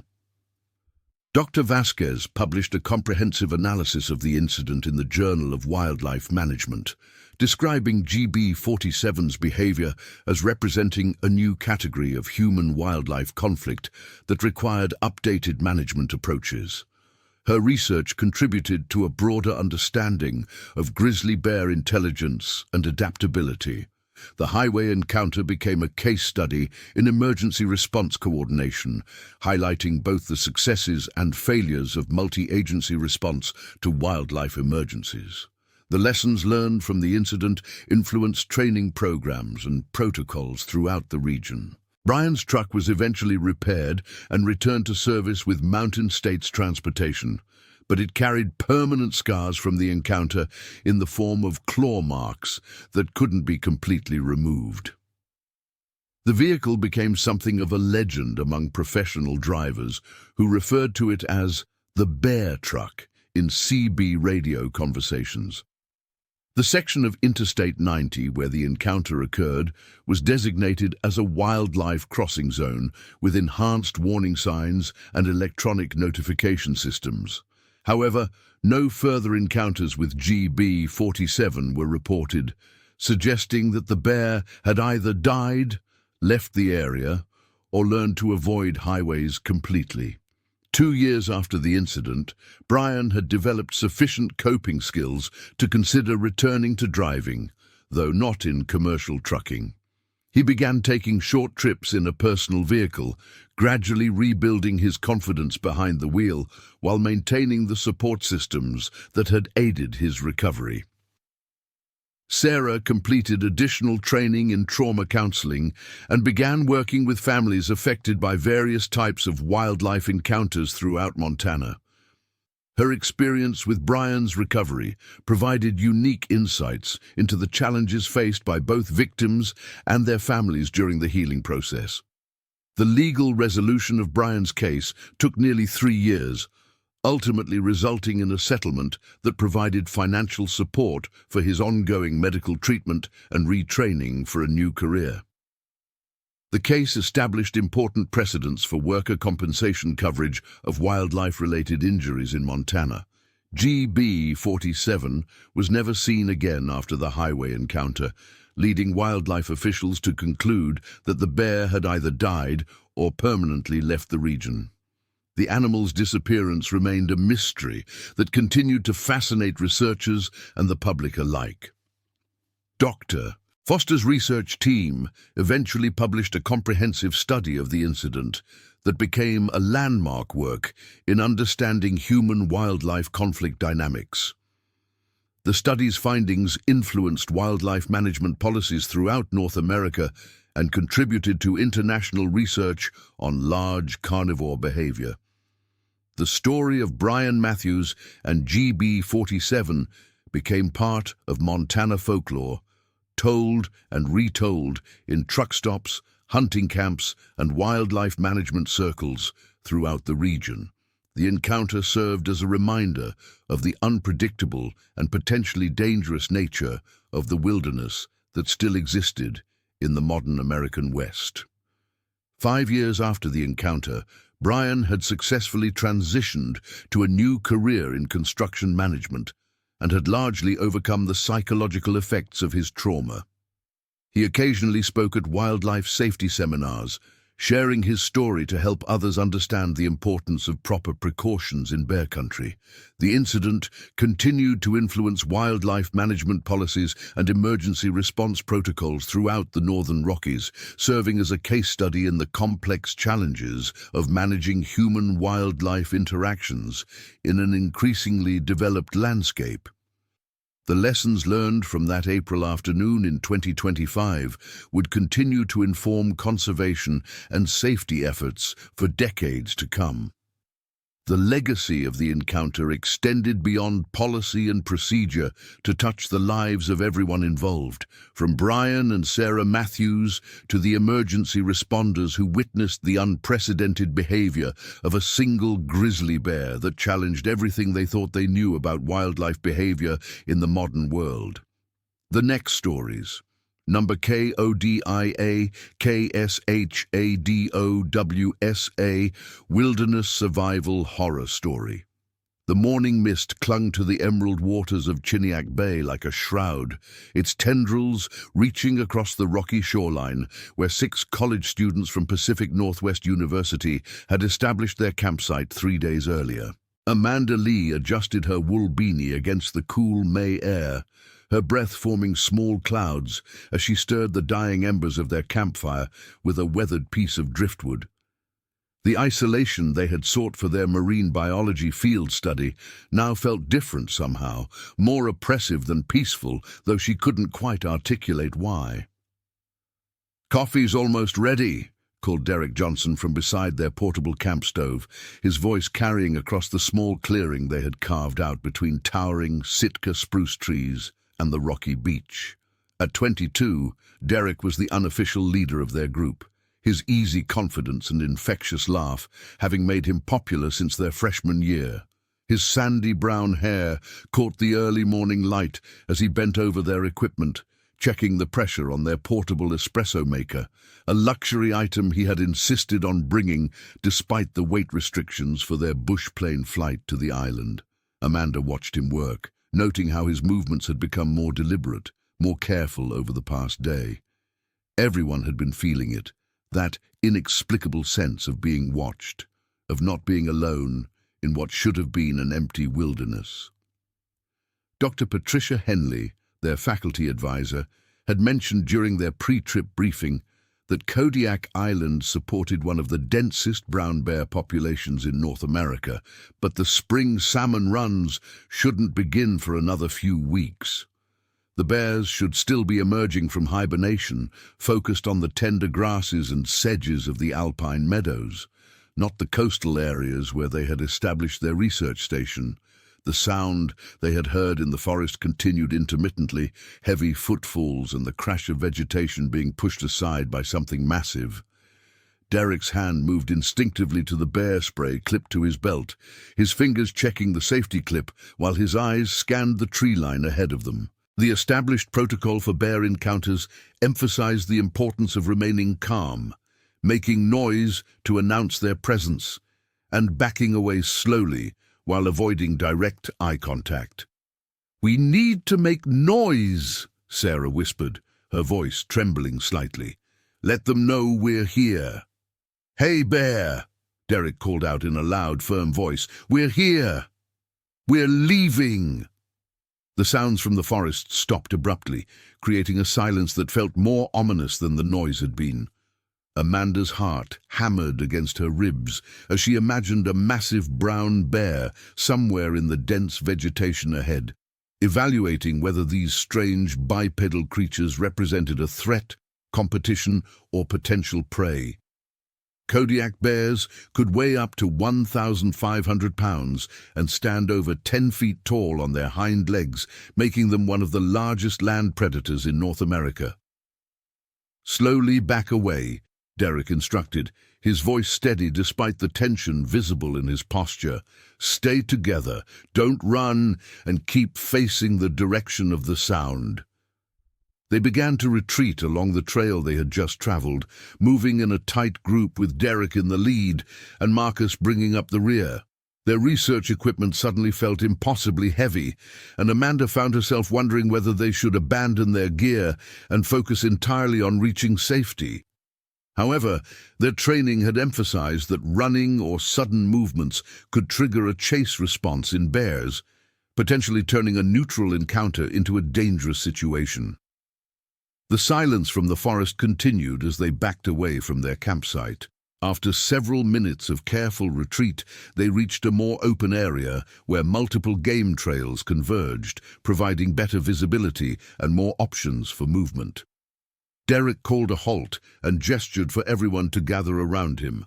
"We need to assess our situation," he said quietly. "We don't know for certain that what we heard was a bear, and we can't abandon our campsite without being sure about the threat level." "It had to be a bear," Marcus replied. "Nothing else on the island makes those kinds of sounds while moving through heavy brush." Jennifer, who had been silent during their retreat, spoke up with the analytical tone she used for scientific discussions. "Kodiak bears are typically most active during dawn and dusk hours, which matches the timing of our encounter. However, they're also opportunistic and will investigate anything that might represent a food source." "Our food is stored according to regulations," Tyler pointed out, his camera hanging forgotten around his neck. "The bear-proof containers should prevent any attraction to our campsite." Amanda found herself thinking about the previous evening's dinner preparation, trying to remember whether they had cleaned up thoroughly and properly stored all scented items. Their protocols required that not just food, but also toiletries, soap, and cooking utensils be secured in the bear-proof containers each night. A single oversight could have created an attractive nuisance that drew a bear to investigate their site. "We need to contact Dr. Henley," Sarah said, reaching for their satellite communicator. "This definitely qualifies as a safety situation that requires immediate consultation." Derek nodded agreement, and Sarah activated their communication device. The satellite link took several minutes to establish, during which they maintained their watch on the surrounding forest for any signs of movement. The device finally beeped to indicate a successful connection, and Sarah quickly composed a message describing their situation and requesting guidance. The response from Dr. Henley came within minutes, her text message arriving with the characteristic delay of satellite communication. "Maintain safe distance from campsite. Do not approach until you can verify area is clear. Bears typically avoid sustained human presence. Wait 1 hour, then approach with noise. Check in hourly until situation resolved." "An hour," Derek repeated, checking his watch. "We can handle that." They established a temporary observation post in the more open area, positioning themselves where they could monitor the trail leading to their campsite while maintaining escape routes in multiple directions. Marcus used their binoculars to scan the forest edge for any signs of movement, while the others organized their research equipment and tried to maintain normal conversation to manage their stress levels. As they waited, Amanda found herself studying her companions and noting how each person was responding to their first real wildlife encounter of the expedition. Derek had assumed the leadership role naturally, his outdoor experience and calm demeanor helping to keep everyone focused on practical considerations rather than panic. Sarah channeled her nervous energy into organizing their equipment and maintaining their communication schedule with Dr. Henley. Marcus used his familiarity with wilderness situations to monitor their environment and suggest tactical considerations for their next moves. Jennifer approached the situation with the same analytical mindset she applied to her research, discussing bear behavior patterns and the ecological factors that might have brought a bear to investigate their campsite. Tyler seemed somewhat overwhelmed by the transition from documentary photography to potential survival situation, but he maintained his composure and followed the guidance of the more experienced members of their group. The hour passed slowly, marked by periodic check-ins with Dr. Henley and careful observation of their surroundings. No further sounds came from the direction of their campsite, and the normal patterns of wildlife activity gradually resumed. Birds returned to the area, and they even spotted one of the island's red foxes hunting in the distance, suggesting that whatever had disturbed the local fauna had moved on. "Time to head back," Derek announced when their hour of waiting had elapsed. "We'll approach with noise and be ready to retreat again if necessary." They moved toward their campsite in the same formation they had used for their retreat, calling out periodic "Hey Bear" announcements to ensure that any wildlife in the area would be aware of their approach. The trail that had seemed ominous during their retreat now appeared normally welcoming, with dappled sunlight filtering through the forest canopy and the familiar sounds of seabirds returning to their daily activities. Their campsite came into view gradually as they rounded the final bend in the trail, and Amanda felt a mixture of relief and anticlimax as she saw their tents and equipment exactly as they had left them. There were no obvious signs of disturbance, no tracks in the soft soil around their camp chairs, and no indication that any large animal had investigated their area during their absence. "False alarm?" Tyler asked, though his voice carried a note of uncertainty. Marcus was already examining the ground around their campsite with the systematic attention he applied to tracking and outdoor skills. "There," he said, pointing to a patch of soft earth near their food storage area. "Large tracks, definitely bear." They gathered around the tracks Marcus had identified, and even Amanda's untrained eye could recognize the distinctive shape of a bear's paw print. The tracks were enormous, easily 6 inches across, with clear claw marks extending well beyond the toe pads. Based on the size, they were looking at evidence of a very large bear, possibly one of the giant male Kodiak bears that could reach truly massive proportions. "It investigated our food storage, but didn't try to open the containers," Jennifer observed, studying the pattern of tracks around their bear-proof caches. "That's exactly the behavior we want to see. Curiosity, but not persistence when the containers prove secure." Derek examined their campsite systematically, checking their equipment and looking for any signs of damage or disturbance. "Everything looks intact," he reported. "The bear came through, investigated, and moved on when it didn't find anything interesting." Despite the successful resolution of their encounter, Amanda found that the knowledge of the bear's visit had fundamentally changed her perception of their campsite. What had felt like a secure base camp now seemed exposed and vulnerable, a small intrusion into territory that belonged to creatures far more powerful than themselves. The tracks, near their food storage, served as a tangible reminder that they were being monitored by intelligence that could appear and disappear into the forest with shocking stealth. We should implement additional precautions for the rest of our stay, Derek decided. More frequent noise-making when we're around camp, better awareness of our surroundings, and maybe a modified schedule that keeps us closer to base during the dawn and dusk hours when bears are most active. They spent the remainder of the afternoon reorganizing their research schedule and implementing enhanced safety protocols. Their scientific work continued, but now with an undercurrent of awareness that had been absent during their first days on the island. Every sound from the forest received careful attention, and they found themselves working in closer proximity to each other rather than spreading out across their research sites. The afternoon's data collection proceeded successfully, though with less of the relaxed enthusiasm that had characterized their earlier work.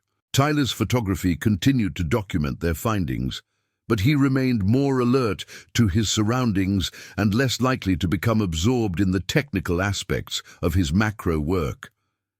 Jennifer's systematic approach to specimen collection now included more frequent pauses to scan the area around their research sites.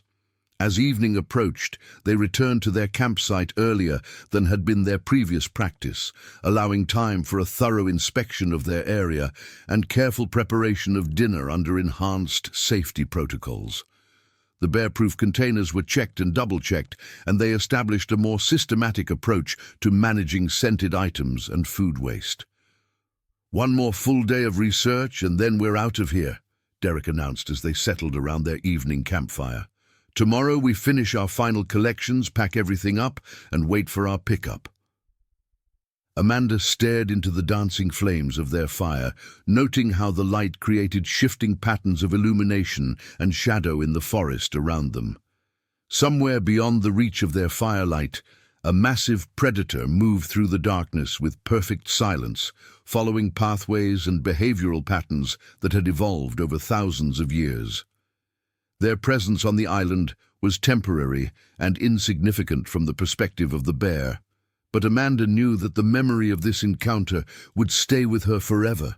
The night passed without incident, though Amanda found herself waking frequently to listen for sounds that might indicate wildlife activity around their camp.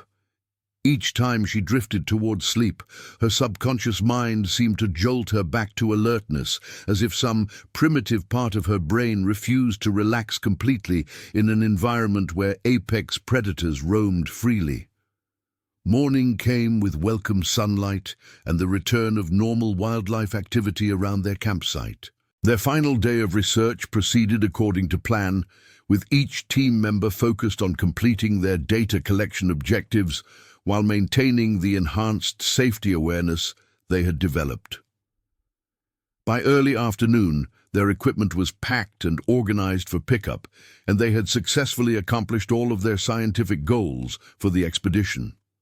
Their float plane arrived precisely on schedule, the sound of its engine drawing their attention skyward as it circled their location before touching down on the calm waters of the bay. The pilot, a weathered man in his 50s who had been flying researchers to remote locations for more than 20 years, listened to their account of the bear encounter with professional interest. "Perfectly normal for this area," he assured them as they loaded their equipment into the plane. "The bears know this spot gets used by researchers periodically. Most of them are just curious about what you folks are up to out here." As their plane lifted off from the water and began the flight back to civilization, Amanda watched the island recede below them. Their campsite was visible for several minutes as a tiny clearing in the vast expanse of forest, and she found herself wondering whether their temporary presence had left any lasting impact on the ecosystem they had studied. The bear, whose tracks they had found, would continue its daily routine of foraging and territory patrol, probably forgetting about the strange bipedal visitors within hours of their departure. The marine organisms they had catalogued would continue their ancient cycles of feeding, reproduction, and adaptation to tidal rhythms. The island itself would remain as it had been for millennia, a pristine wilderness where natural processes proceeded according to patterns far older than human civilization. But for Amanda and her companions, the expedition had provided more than scientific data and academic experience. They had encountered one of North America's most formidable predators in its natural habitat, and had emerged with a deeper understanding of their own place in the larger web of ecological relationships. The knowledge that such creatures still roamed free in vast wilderness areas provided both humbling perspective and hope for the future of conservation efforts. Their research data would contribute to ongoing scientific understanding of marine ecosystems and might eventually influence management decisions about habitat protection and wildlife conservation. However, the personal impact of their encounter with wildness itself would remain with them as a reminder that modern human life, for all its technological sophistication, still existed within the larger context of natural systems that operated according to their own ancient rules. As their plane flew over the mainland coast and approached the airport where their university van waited to transport them home, Amanda reflected on the paradox of wilderness research. Scientists went to remote locations to study natural systems objectively, but the experience of immersion in truly wild places inevitably changed the researchers themselves.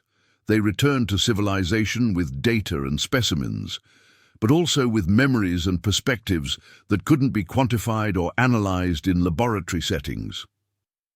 The bear tracks near their campsite had measured 6 inches across and penetrated nearly 2 inches into the soft forest soil, indicating an animal weighing perhaps 800 to 1,000 pounds. But the true impact of their encounter couldn't be measured in inches or pounds. It existed in the realm of experience and memory, where the knowledge of sharing space with apex predators added depth and meaning to their understanding of ecological relationships.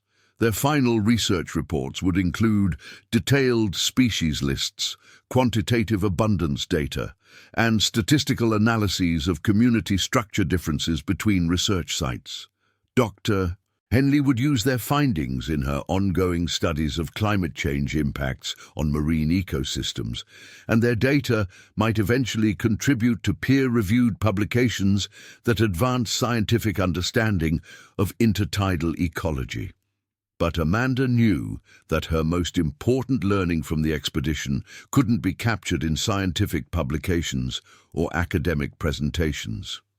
She had gained first-hand experience of what it meant to be temporarily vulnerable in an environment where humans weren't the dominant species, and that knowledge would influence her approach to conservation work for the rest of her career.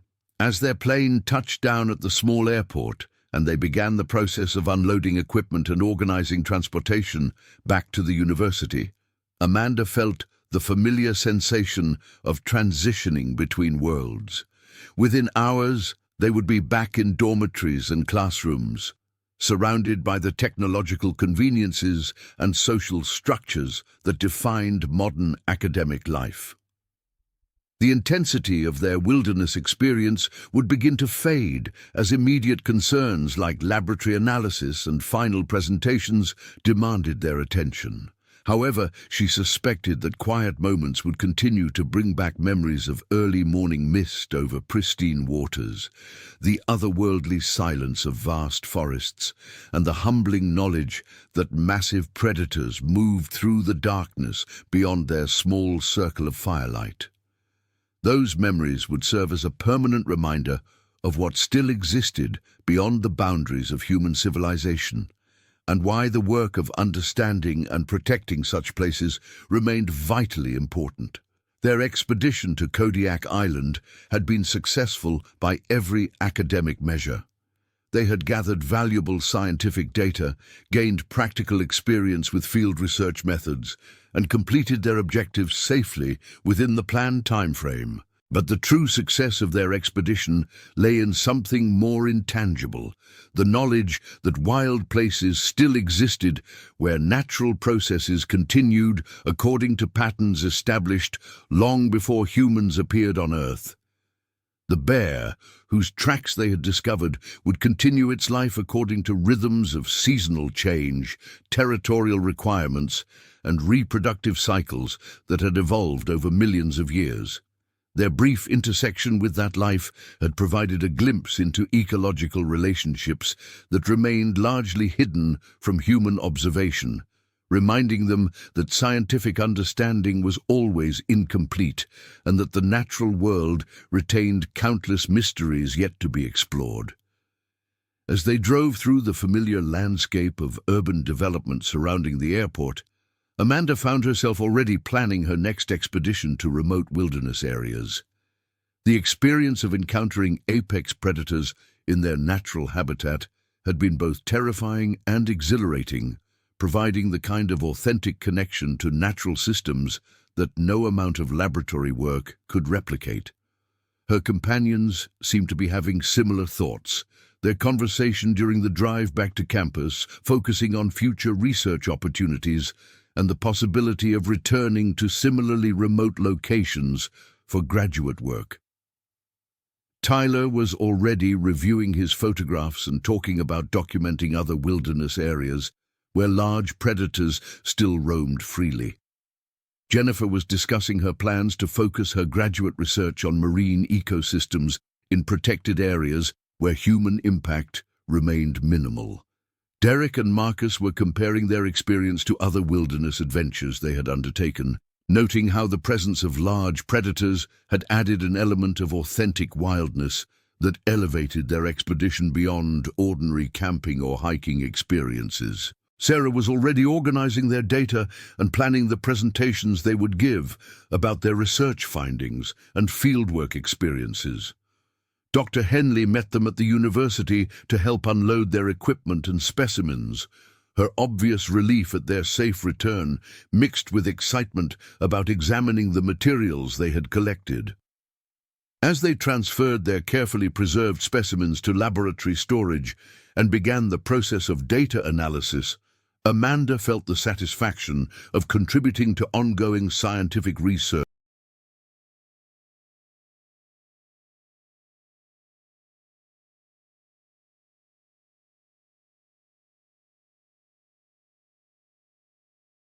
While maintaining her connection to the wilderness experiences that had made such research possible. The laboratory work that followed their expedition would extend their engagement with Kodiak Island ecosystems for several more months as they processed specimens, analyzed data, and prepared formal presentations of their findings. However, the immediacy and intensity of their wilderness experience would gradually give way to the more abstract satisfactions of data analysis and scientific interpretation. Amanda suspected that the memory of bear tracks in the soft forest soil would remain vivid long after the details of statistical analysis had faded from her mind. The knowledge that she had shared space, however briefly, with one of North America's most formidable predators would continue to influence her perspective on conservation work and wilderness protection throughout her career. Their research expedition had provided exactly the kind of authentic field experience that prepared students for careers in environmental science and conservation biology. They had gained practical experience with research methods, learned to work effectively as a team under challenging conditions, and developed the kind of personal connection to wilderness areas that motivated lifelong commitment to environmental protection. But perhaps most importantly, they had discovered that wild places still existed where natural processes continued according to their own ancient patterns, where massive predators moved through vast forests with perfect silence, and where human visitors remained temporary guests in ecosystems far older and more complex than civilization itself. That knowledge would stay with them as they move forward in their careers, providing both inspiration and humility in their efforts to understand and protect the natural world. The bear whose tracks they had found would never know that its brief investigation of their campsite had provided 6 young scientists with memories that would last a lifetime and influence their approach to conservation work for decades to come. but in the complex web of ecological relationships that connected all living systems. Even such brief encounters between species could have consequences that rippled far beyond their immediate context. Their expedition to Kodiak Island was complete, their data safely collected, and their personal safety maintained throughout their stay in bear country. They had achieved their academic objectives while gaining irreplaceable experience of authentic wilderness conditions. Most importantly, they had confirmed that places still existed where humans could encounter the natural world on its own terms, where apex predators continued their ancient patterns of behavior, and where the possibility of genuine wildness remained available to those willing to venture beyond the boundaries of civilization. As Amanda settled into her dormitory room that evening, surrounded by the familiar comforts of modern academic life, she found herself listening to the urban sounds outside her window with new awareness. The traffic, construction noise, and human activity that had always formed the background soundtrack of her daily life now seemed like a thin overlay on older, deeper patterns of natural rhythm that continued beneath the surface of human civilization. Somewhere on a remote island in the North Pacific, a massive brown bear was probably settling into its evening routine, perhaps returning to a daybed in the dense forest or beginning the nocturnal foraging activities that would sustain its 1,000-pound bulk through another day of Alaskan wilderness life. The bear had no awareness that its brief investigation of a human campsite had become part of a story that would be retold countless times, influencing the career decisions and conservation commitments of a new generation of environmental scientists. Their encounter had lasted perhaps 30 minutes from first alarm to final resolution, but it had provided a window into ecological relationships that most humans never experienced directly. They had been reminded that their species, for all its technological achievements and apparent dominance over natural systems, remained vulnerable to the physical realities of predator-prey relationships that had shaped evolutionary development for millions of years. The knowledge that such encounters remained possible provided both sobering perspective on human limitations and hopeful evidence that wilderness areas still existed where natural processes continued according to their own patterns. As Amanda drifted towards sleep, she found herself already planning her next expedition to remote locations where such encounters might be possible, where the natural world could still be experienced on its own terms rather than through the mediating filters of civilization and technology.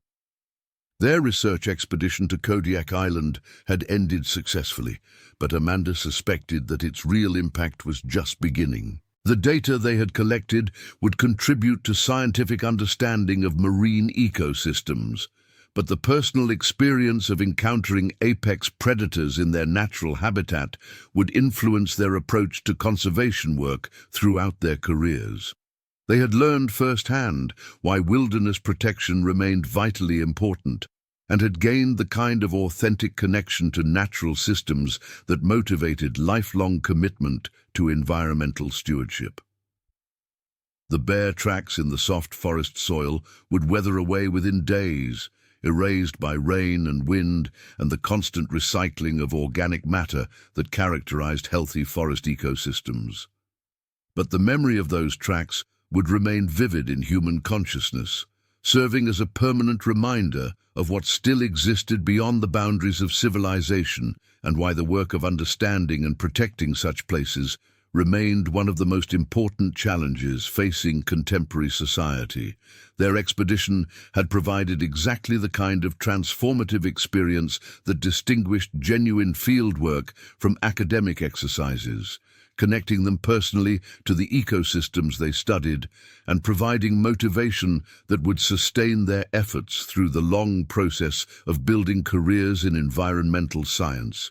They had encountered wildness itself and had emerged with both scientific data and personal memories that would influence their work for decades to come.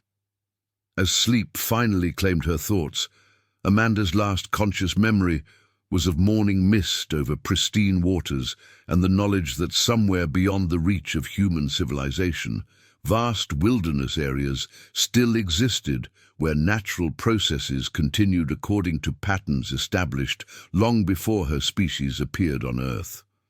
That knowledge would remain with her as a source of both humility and inspiration, reminding her why the work of environmental protection remained not just professionally important, but personally meaningful as well. The next stories: Polar bear attacks police patrol at Arctic outpost, February 3, 2024. The Arctic wind howled across the frozen tundra with the fury of 1,000 banshees, driving ice crystals like microscopic daggers against the reinforced windows of the Point Hope police outpost. Officer Jake Turner pressed his face close to the frost-covered glass, his breath creating small clouds that immediately condensed and froze against the surface. The thermometer outside read -47 degrees Fahrenheit, and that was before factoring in the wind chill that made the air feel like -70. In these conditions, exposed skin would freeze solid in less than 2 minutes. Jake Turner had been stationed at Point Hope for 3 years, ever since his transfer from the Anchorage Police Department, following what the department psychologist had delicately termed occupational burnout. At 34 years old, Jake had seen enough urban violence and human depravity to last several lifetimes. The remote Arctic posting had seemed like a sanctuary then, a place where the worst call he might receive would be a domestic dispute or someone's snowmobile breaking down on the frozen Chukchi Sea. He had been spectacularly wrong about that assumption. Standing 6 feet 2 inches tall with the broad shoulders of a former college linebacker, Jake had sandy brown hair that he kept regulation short and steel-gray eyes that had developed permanent crow's feet from squinting against the Arctic sun's glare off endless expanses of snow and ice. His hands, even when gloved, bore the permanent redness and slight swelling that came from prolonged exposure to extreme cold. A thick scar ran along his left jawline, a souvenir from a bar fight in Anchorage that had convinced his superiors that a change of scenery might be beneficial for all involved. Jake's partner, Officer Maya Lopez, was conducting her final equipment check before their scheduled patrol. At 28 years old, Maya was relatively new to Alaska, having transferred from the Phoenix Police Department 18 months earlier. The transition from desert heat to Arctic cold had been brutal, but Maya possessed a stubborn determination that had carried her through police academy, through 5 years of patrol work in one of America's most challenging urban environments, and now through the psychological isolation of Arctic law enforcement. Maya stood 5 feet 6 inches tall, with a compact athletic build that disguised surprising strength. Her black hair was pulled back in a regulation bun beneath her winter patrol cap, and her dark brown eyes held an intensity that made suspects think twice about testing her resolve.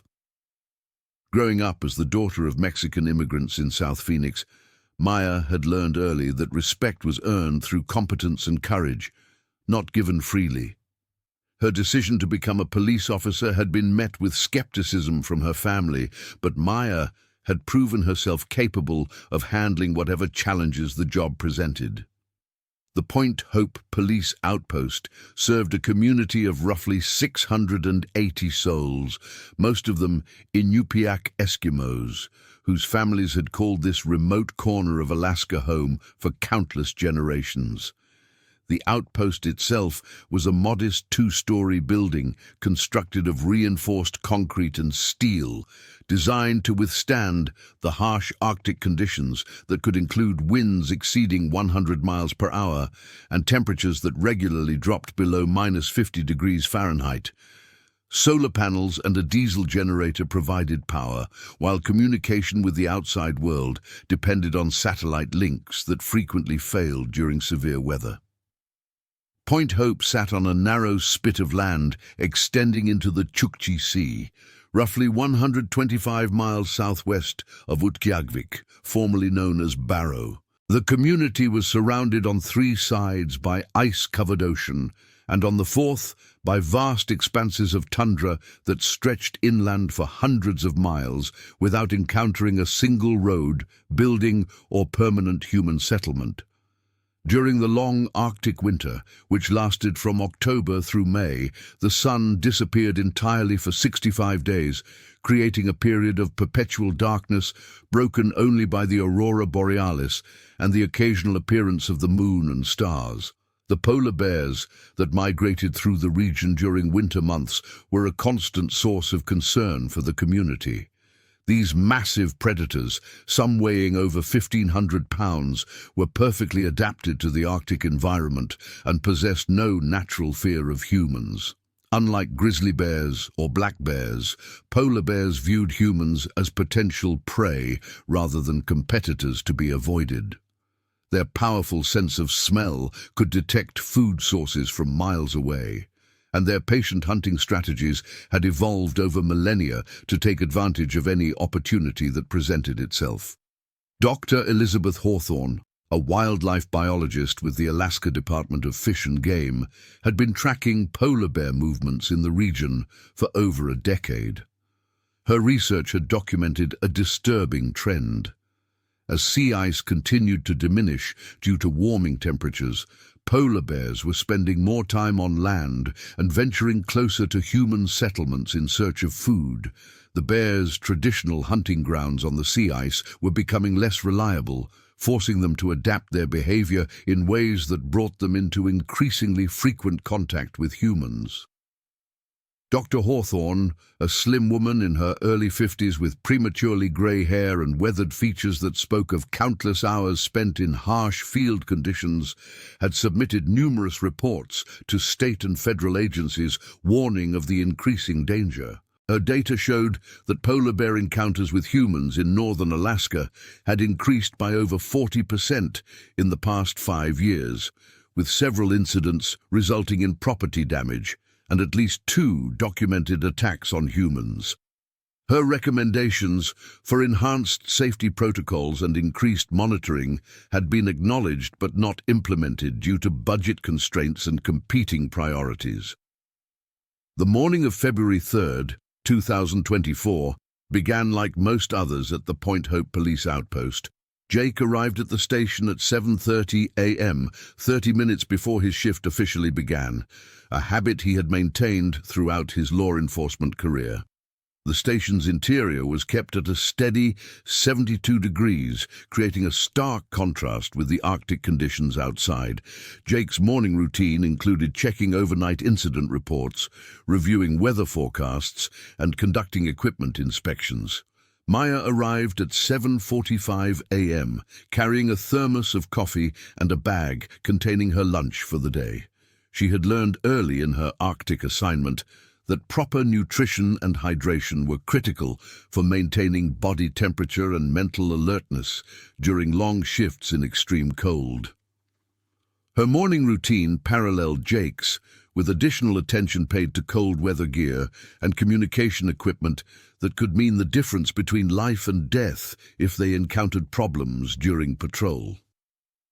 Sergeant Robert Bear Morrison, the ranking officer at the Point Hope outpost, conducted the morning briefing at 8 a.m. sharp.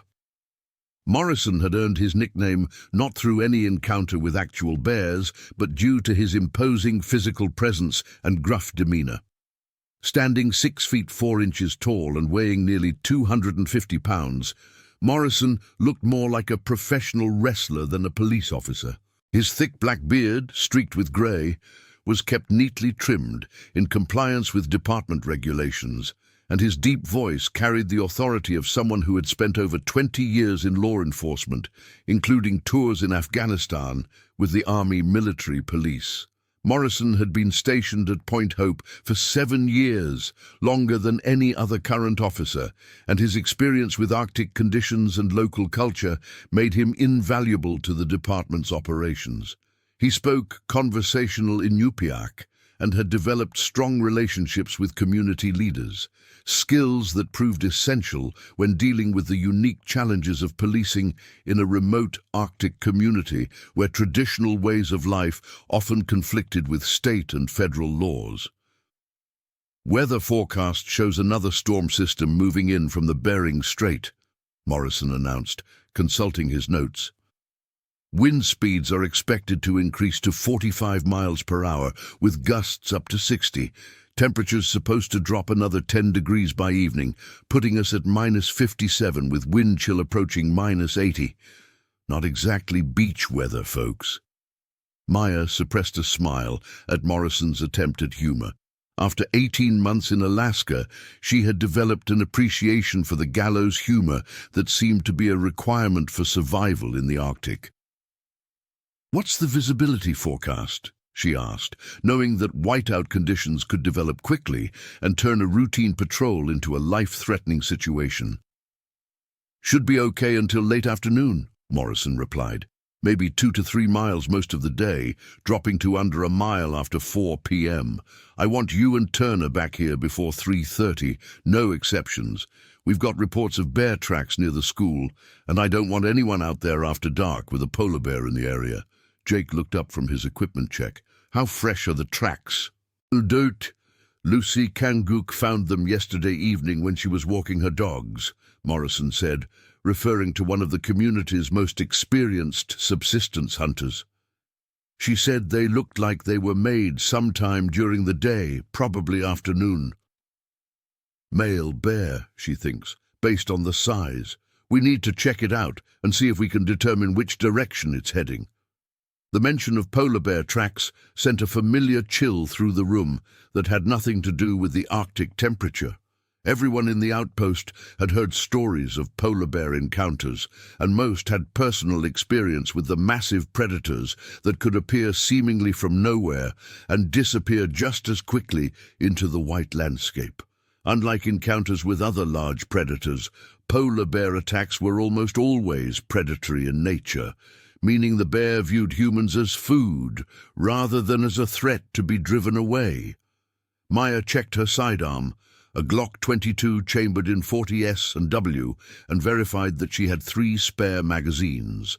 The weapon was loaded with hard-cast lead bullets specifically designed for large game, though she knew that even multiple hits with a handgun might not be sufficient to stop a determined polar bear attack.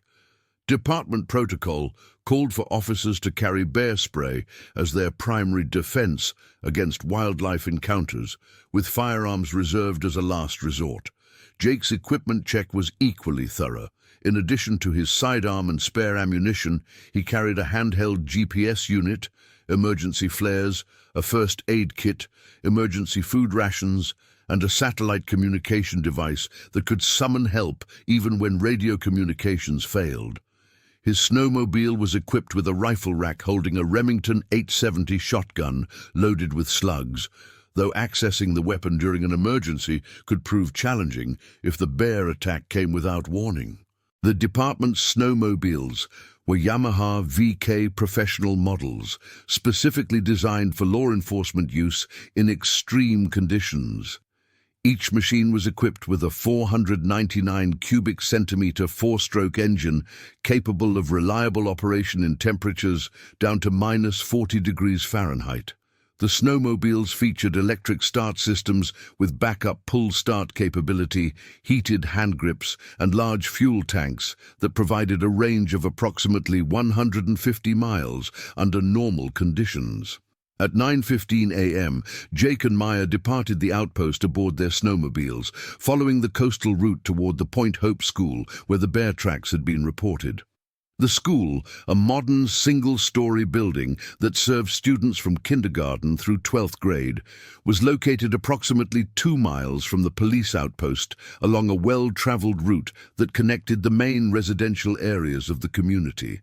The landscape they traversed was simultaneously beautiful and terrifying in its stark emptiness. Snow-covered tundra stretched to the horizon in every direction, broken only by occasional clusters of buildings and the dark line of the frozen shoreline. The snow surface was hard-packed by constant wind, creating conditions that allowed the snowmobiles to travel at speeds of up to 30 miles per hour, though safety considerations kept their actual speed much lower. As they approached the school, Maya noticed movement in her peripheral vision and instinctively slowed her snowmobile. Years of police work had honed her situational awareness to a razor's edge, and something about the movement had triggered her internal alarm system. She raised her hand to signal Jake, then pointed toward a cluster of buildings about 300 yards to the north. Jake followed her gaze and immediately saw what had caught her attention. A large white shape was moving slowly between two houses, partially obscured by blowing snow, but unmistakably too large to be a dog or any other domestic animal. The shape moved with the rolling gait characteristic of a bear, and its massive size left no doubt about its species. "Polar bear," Jake said into his radio, using the tactical frequency that connected them to the outpost. Approximately 300 yards north of the school, moving between the Johnson and Tikivik houses, appears to be a large adult, possibly male. Morrison's voice crackled through their earpieces immediately. "Copy that. Are you in immediate danger?" Maya surveyed their position carefully. They were stopped on an open stretch of snow-covered ground with clear sightlines in all directions. The bear was moving slowly and had not yet shown any signs of being aware of their presence. Their snowmobiles were running and could accelerate quickly if retreat became necessary. "Negative," Maya replied. "We have good visibility and an escape route. Bear appears unaware of our presence." "Maintain observation," Morrison instructed. "I'm contacting Fish and Game and the Community Council. Do not approach the bear under any circumstances. If it moves toward you, retreat immediately." Jake dismounted from his snowmobile and retrieved a pair of binoculars from his equipment bag. Through the magnified view, the bear's immense size became even more apparent. He estimated its weight at over 1,200 pounds, making it one of the largest polar bears he had ever seen.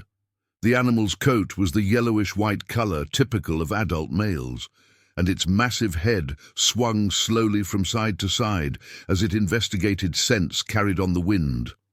"Jesus," Jake whispered, "this thing is enormous." Maya remained mounted on her snowmobile, engine running, ready to escape at the first sign of aggressive behavior. Her training had emphasized that polar bears could run at speeds exceeding 25 miles per hour and were capable of incredible bursts of acceleration. A bear could cover 300 yards in less than 30 seconds, meaning their window for escape could close with terrifying speed. The bear paused in its movement and raised its massive head, black nose testing the air. For a moment, Jake feared that it had detected their scent, but the wind was blowing from the bear toward them, carrying their human smell away from the predator. After several seconds, the bear lowered its head and continued its slow progress between the buildings. "It's hunting," Maya observed, her voice tight with tension. "Look at how it's moving." "That's not just wandering around looking for garbage. It's actively tracking something." Jake nodded grimly. Polar bears were perhaps the most efficient predators on Earth, and their hunting behavior was unmistakably purposeful when they had detected potential prey. The way this bear was moving, head down and following a specific path, suggested that it had found an interesting scent trail and was following it to its source. "We need to warn the residents," Jake said. "There's no telling where that scent trail leads." Morrison's voice cut through their conversation. "Fish and Game is en route. ETA approximately 2 hours. I've contacted the Community Council, and they're implementing the Bear Alert protocol. All residents are being advised to remain indoors with doors and windows secured." The Bear Alert Protocol was a community-wide emergency response plan that had been developed after a series of close encounters in previous years. When activated, emergency sirens would sound throughout Point Hope, and residents would secure their homes and remain indoors until the all-clear was given. The protocol also included provisions for armed response teams to escort any residents who needed to leave their homes for emergencies. As they watched, the bear disappeared behind the Johnson house, a small wooden structure painted bright blue that housed a family of 5, including 3 children under the age of 10. Jake felt his heart rate increase as he realized the bear was moving directly toward the residential center of the community, where dozens of families were going about their normal Saturday morning routines, unaware of the massive predator stalking through their neighborhood. "Morrison, we need those sirens now," Maya said into her radio. "This bear is heading straight for the residential area, and people need to know." Within seconds, the wailing sound of emergency sirens began echoing across Point Hope, the sound carrying clearly across the frozen landscape despite the wind. The sirens were mounted on several buildings throughout the community and were loud enough to be heard inside homes, even with windows and doors closed against the Arctic cold. Jake watched through his binoculars as people began appearing in windows and doorways, trying to determine the source of the emergency. He could see the confusion on their faces as they looked around for signs of fire or other obvious dangers. The bear, meanwhile, had emerged from behind the Johnson house and was now moving more purposefully toward the cluster of buildings that marked the center of the residential area. "It's picking up speed," Jake reported, "definitely following a scent trail now." Moving toward the community center. The community center was a large building that served multiple functions, including hosting social gatherings, community meetings, and after-school programs. On Saturday mornings, it typically housed various activities, including a children's basketball program and adult education classes. Jake realized with growing horror that the building could contain dozens of people, all unaware of the approaching danger. "We have to get closer," Maya said, revving her snowmobile engine. "If that bear reaches the community center before everyone gets inside, people are going to die." Jake quickly stowed his binoculars and remounted his snowmobile. They accelerated toward the bear's position, maintaining what they hoped was a safe distance, while closing the gap enough to provide effective intervention if necessary.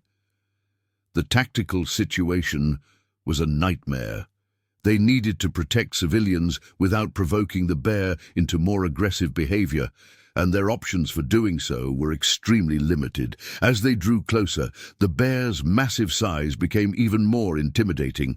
Standing on all fours, its shoulder height was nearly 4 feet, and its total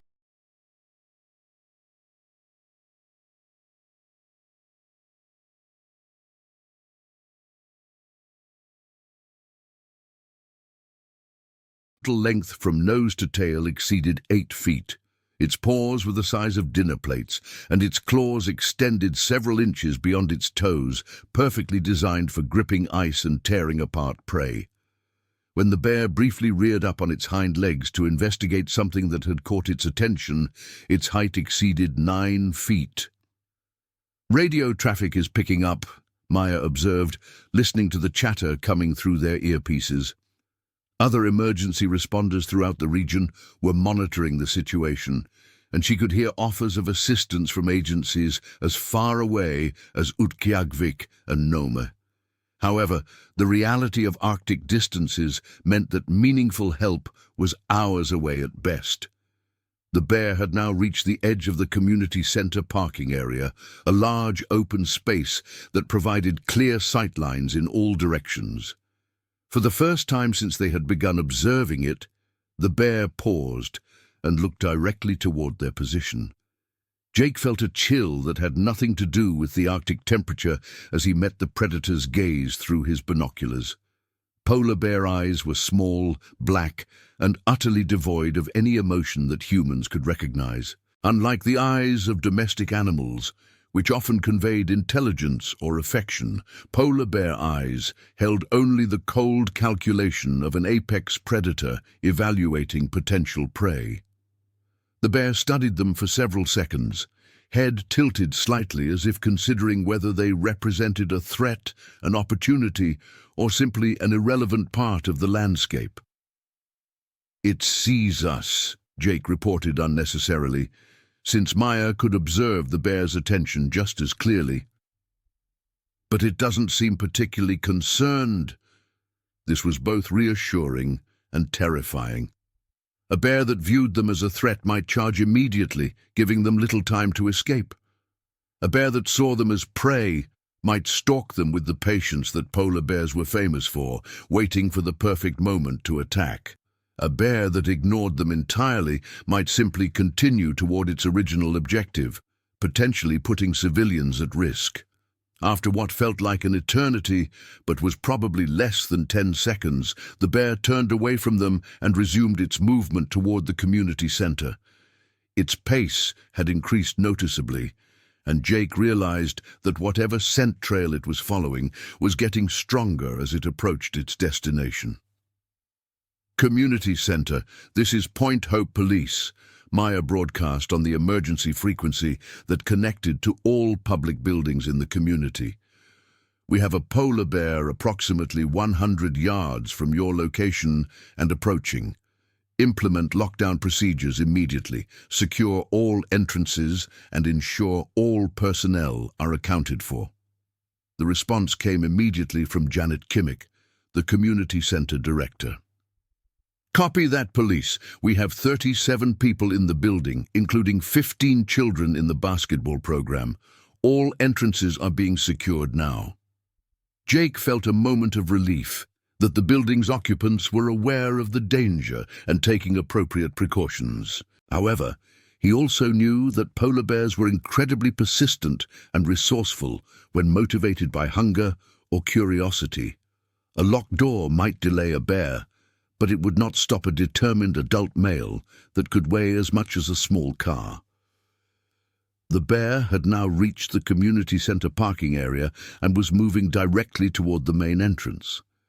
Its behavior had shifted noticeably, with more purposeful movement and frequent pauses to investigate scents.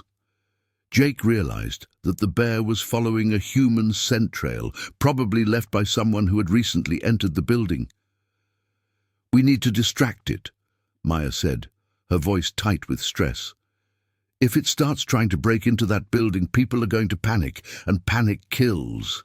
Jake understood her reasoning, but also recognized the enormous risk involved in deliberately attracting a polar bear's attention. Once a polar bear focused on specific prey, it could pursue that target for hours or even days, using its superior endurance and environmental adaptation to wear down its victim.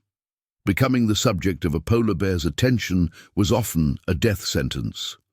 "Morrison," Jake radioed. "What's the ETA on fish and game?" "Still over an hour out," came the reply. "Weather's slowing them down. You're on your own until they arrive." The bear had now reached the main entrance of the community center and was investigating the door with obvious interest. It pressed its massive nose against the doorframe, then began pawing at the door itself. The sound of its claws scraping against the metal door was audible even over the wind and the noise of their snowmobile engines. Inside the building, Jake could imagine the terror that the occupants must be experiencing as they listened to a 1,500-pound predator attempting to gain entry. Children would be crying, adults would be fighting panic, and everyone would be looking to the community center staff to somehow protect them from a creature that could tear through walls if sufficiently motivated. "We have to do something," Maya said. "I'm going to try to draw it away from the building." Before Jake could object, Maya accelerated her snowmobile toward the bear, shouting and revving her engine to create as much noise as possible. The bear immediately turned toward the sound, rising up on its hind legs to get a better view of this new development. Standing upright, the bear's true size became terrifyingly apparent.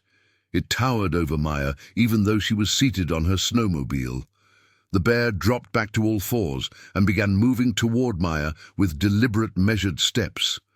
Its head was low and its gaze fixed directly on her, the unmistakable body language of a predator that had selected its target. Maya began backing away slowly, trying to lead the bear away from the community center without triggering a charge that could cover the distance between them in seconds. Jake positioned himself to provide support, though he was acutely aware that their weapons were largely inadequate for stopping a polar bear attack. The bear spray they carried was effective only at close range and could be rendered useless by strong winds. Their sidearms, while better than nothing, would require multiple hits to vital areas to stop a charging bear. And polar bears were notorious for their ability to continue attacking even after sustaining mortal wounds. The bear continued its approach toward Maya, closing the distance at a steady pace that suggested confidence rather than caution. Jake realized that the bear had made its decision. Maya represented either a threat to be eliminated or prey to be captured, and either way, the bear was committed to pursuing her. "Maya, it's locked onto you," Jake called over the radio. "Start moving faster, but don't run, not yet." Done. Maya increased her speed gradually, maintaining just enough distance to stay ahead of the bear while hoping to lead it away from the populated area. However, polar bears were remarkably intelligent animals, and this one seemed to understand exactly what she was trying to do. Instead of following directly behind her, the bear began angling its pursuit to cut off her escape route back toward the outpost. "Jake," Maya's voice was steady despite the circumstances, "this thing is herding me. It's trying to cut me off from base." Jake immediately recognized the tactical problem they were facing. Polar bears were apex predators that had evolved sophisticated hunting strategies over millions of years. This bear was demonstrating the kind of intelligence and planning ability that made polar bears far more dangerous than other large predators that relied primarily on strength and speed. "Change direction," Jake advised. "Head toward the coast. Maybe we can get it onto the sea ice where we'll have more room to maneuver." Maya turned her snowmobile toward the frozen shoreline, approximately half a mile to the east. The bear immediately adjusted its course to maintain its cutting-off strategy, demonstrating the kind of spatial reasoning and predictive behavior that wildlife biologists had documented in polar bear hunting patterns. As they moved away from the community center and toward the open tundra, Jake felt a mixture of relief and growing dread. They had successfully drawn the bear away from the civilians, but now they were committed to a potentially deadly game of cat and mouse with one of nature's most efficient predators in its own environment. The frozen landscape offered little in the way of shelter or defensive positions. The tundra was essentially flat and featureless, covered with wind-packed snow that provided excellent footing for polar bears, but could be treacherous for snowmobiles. The coastline, when they reached it, would provide access to the sea ice, but that environment heavily favored the bear over humans.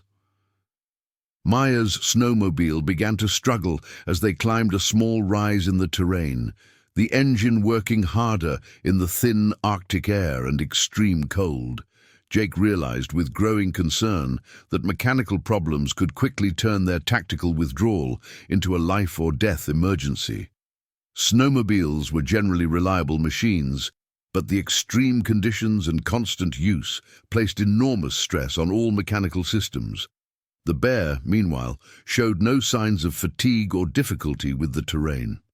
Its massive paws were perfectly adapted for travel across snow and ice, and its incredible endurance allowed it to maintain pursuit for hours if necessary.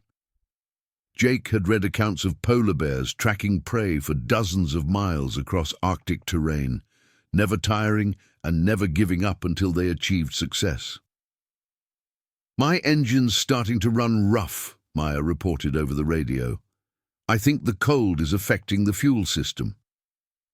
This was exactly the kind of mechanical failure that could prove fatal in Arctic conditions.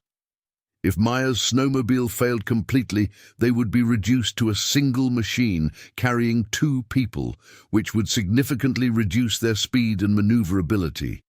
Even worse, a breakdown would leave them stranded in the open tundra with a polar bear that had already committed to pursuing them. Jake made a quick decision based on his assessment of their tactical situation. We need to make a stand before your machine dies completely. If we're going to fight this thing, I'd rather do it while we still have mobility. Maya understood immediately. They had led the bear approximately 3/4 of a mile away from the community center, far enough to ensure that civilians were no longer in immediate danger. However, they were now in a position where retreat was becoming increasingly difficult, and their mechanical reliability was questionable. There, Maya pointed toward a small cluster of boulders that protruded above the snow surface about 200 yards ahead. At least we'd have something solid behind us. The boulders represented the only defensive terrain feature visible in any direction, offering the possibility of using the rocks to limit the bear's attack angles. However, Jake also realized that positioning themselves against the rocks would eliminate their ability to retreat, essentially committing them to a final confrontation. As they approached the boulder cluster, the bear seemed to sense that its prey was moving toward a defensive position. Its pace increased noticeably, and Jake could see that it was preparing to close the final distance between them. The pursuit phase was ending, and the attack phase was about to begin. Maya reached the boulders first and quickly dismounted from her snowmobile, leaving the engine running in case a rapid escape became necessary. Jake arrived seconds later and positioned his machine to provide a barrier between them and the approaching bear. Both officers drew their sidearms and checked their bear spray canisters, though they knew that their chances of survival depended more on luck and the bear's behavior than on their weapons. The polar bear paused approximately 50 yards away, studying their defensive position with the calculating intelligence that had enabled its species to survive in one of Earth's most hostile environments. Jake could see the bear's breath creating clouds of vapor in the frigid air, and he realized that the animal was probably assessing their sense, looking for signs of fear or injury that might indicate vulnerability. "Remember your training," Jake said quietly to Maya. "Make yourself look as large as possible. Loud noises. Don't run unless I tell you to run." Maya nodded, though they both knew that their training for polar bear encounters was largely theoretical. Unlike grizzly bears or black bears, polar bears rarely responded to intimidation tactics, and playing dead was essentially suicide, since polar bears typically consumed their prey rather than simply neutralizing perceived threats. The bear began its final approach, moving slowly and deliberately across the snow-covered ground. Its massive head swung from side to side as it evaluated their position, looking for weaknesses or opportunities. Jake could see the incredible muscle mass beneath the bear's coat and the casual power with which it moved across terrain that would challenge even experienced Arctic travelers. At 30 yards, Maya deployed her bear spray, creating an orange cloud that drifted toward the bear on the Arctic wind. The bear paused and sniffed the air, then shook its massive head as the irritant reached its sensitive nose. However, instead of retreating as they had hoped, the bear simply moved to one side and continued its approach from a slightly different angle. Spray didn't work, Maya reported unnecessarily, since Jake could see the bear's continued advance just as clearly. Moving to firearms. At 20 yards, both officers opened fire with their sidearms, aiming for the bear's center mass as they had been trained. The sound of gunshots echoed across the frozen landscape, and Jake could see their bullets striking the bear's massive body. However, the bear's thick coat and heavy muscle mass absorbed the impacts with minimal visible effect. The bear paused momentarily at the sound and impact of the gunshots, then resumed its approach with increased speed. Jake realized with sinking heart that their handguns were simply inadequate for stopping a polar bear attack. They had hoped to wound or discourage the bear, but instead they had only succeeded in drawing its focused attention. "Shotgun!" Jake shouted, lunging toward his snowmobile where the Remington 870 was secured in its rack. However, the bear seemed to anticipate his movement and suddenly accelerated, covering the remaining distance with explosive speed that caught both officers completely off guard. The polar bear's charge was a terrifying demonstration of raw power and athletic ability. Despite weighing over 1,200 pounds, the bear moved with the fluid grace of a much smaller animal, its massive paws finding perfect purchase on the snow-covered ground. The distance that had seemed adequate for defensive purposes was covered in less than 4 seconds. Maya managed to fire 2 more shots before the bear reached their position, but the animal's momentum was unstoppable. The bear struck Jake's snowmobile with incredible force, sending the machine flying through the air and destroying any chance of escape. The impact sounded like a car crash, with metal crumpling and plastic shattering as the snowmobile was reduced to wreckage. Jake was thrown backward by the collision, landing hard against one of the boulders with enough force to drive the air from his lungs. He felt something give way in his ribcage and tasted blood in his mouth, but adrenaline kept him moving as he scrambled to retrieve his shotgun from the wreckage of his snowmobile. The bear, having eliminated their primary means of escape, turned its attention to Maya.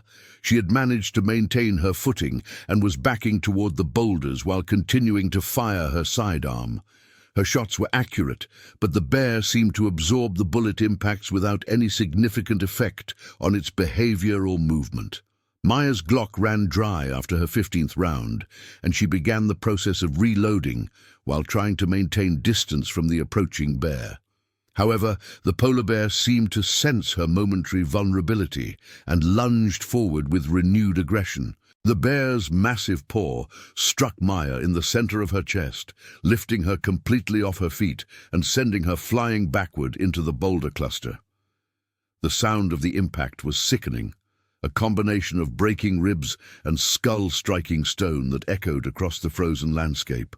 Maya crumpled at the base of the largest boulder and lay motionless, blood beginning to stain the snow around her head. Jake finally managed to extract his shotgun from the wreckage of his snowmobile and brought the weapon to bear on the polar bear. At a distance of less than 10 yards, he fired 3 rounds of slugs into the bear's torso, each impact producing a visible jolt that indicated solid hits. The bear stumbled slightly but did not fall, instead turning toward Jake with what seemed like renewed fury. The polar bear's roar was unlike anything Jake had ever heard, a sound that seemed to come from the depths of the earth itself, combining the power of a freight train with the fury of a natural disaster. The sound was so loud and so primal that it triggered every instinctive fear response that millions of years of evolution had programmed into human DNA. Jake managed to fire 1 more shotgun round before the bear reached him, but his aim was affected by fear and shock, and the slug went wide. The bear's massive paw swept toward his head with the force of a sledgehammer, and Jake's last conscious thought was a flash of regret that he would never see his family again. The impact of the bear's paw against Jake's skull was instantly fatal, crushing bone and destroying brain tissue with devastating efficiency. His body crumpled to the snow-covered ground, blood spreading rapidly across the white surface as his heart continued to beat for several more seconds before stopping entirely. Maya regained consciousness several minutes later to find herself lying against the boulder with the taste of blood in her mouth and a crushing pain in her chest that made breathing difficult. Her first thought was confusion about her location and circumstances, but the sound of the polar bear moving nearby quickly brought back the horrifying reality of their situation. Through vision blurred by a probable concussion, Maya could see Jake's motionless form lying in the snow approximately 15 feet away. The amount of blood surrounding his body made it clear that he was either dead or dying, and the polar bear was now investigating his corpse with the methodical thoroughness of a predator examining its kill. Maya's training and survival instincts overcame her physical injuries and emotional trauma. Moving as quietly as possible despite the pain in her chest, She began searching for her dropped sidearm, while keeping the bear in her peripheral vision. Her reloaded magazine was still in her hand, though her pistol was nowhere to be seen. The polar bear, having completed its initial examination of Jake's body, began the process of feeding.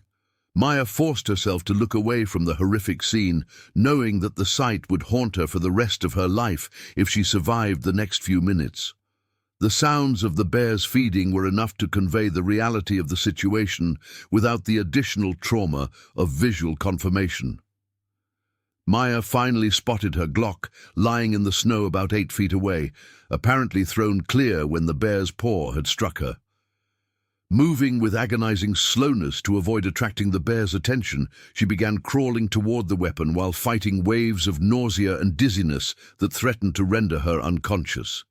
The pain in her chest was becoming more severe with each breath, and Maya realized that she had probably sustained multiple broken ribs and possibly a punctured lung. However, she also knew that her only chance of survival lay in reaching her sidearm and using it effectively while the bear was distracted by its feeding. After what felt like hours but was probably less than 2 minutes, Maya reached her pistol and carefully inserted the loaded magazine. The metallic click of the magazine seating seemed incredibly loud in the Arctic silence, and she held her breath, waiting to see if the sound had attracted the bear's attention. The polar bear continued feeding, apparently unaware of Maya's movements or unconcerned by them. Maya realized that the bear probably considered her to be either dead or too injured to represent a threat, which gave her a tactical advantage that she needed to exploit immediately. Maya forced herself into a sitting position against the boulder, fighting through the pain and dizziness that threatened to overwhelm her. She braced her shooting hand against her knee to provide stability and aimed at the bear's head, knowing that she would have only one opportunity to make her shots count. At a distance of less than 15 feet, Maya began firing controlled pairs into the bear's skull, targeting the area just behind its ears where the bone was thinnest. The bear immediately stopped feeding and turned toward her with a roar of pain and rage that seemed to shake the very ground beneath them. Maya continued firing as the bear charged toward her, her shots guided more by instinct than conscious aim. She could see her bullets striking the bear's massive head, and dark blood began to flow from multiple wounds. However, the bear's momentum carried it forward despite the injuries, and Maya realized that she was about to be killed by a dying predator.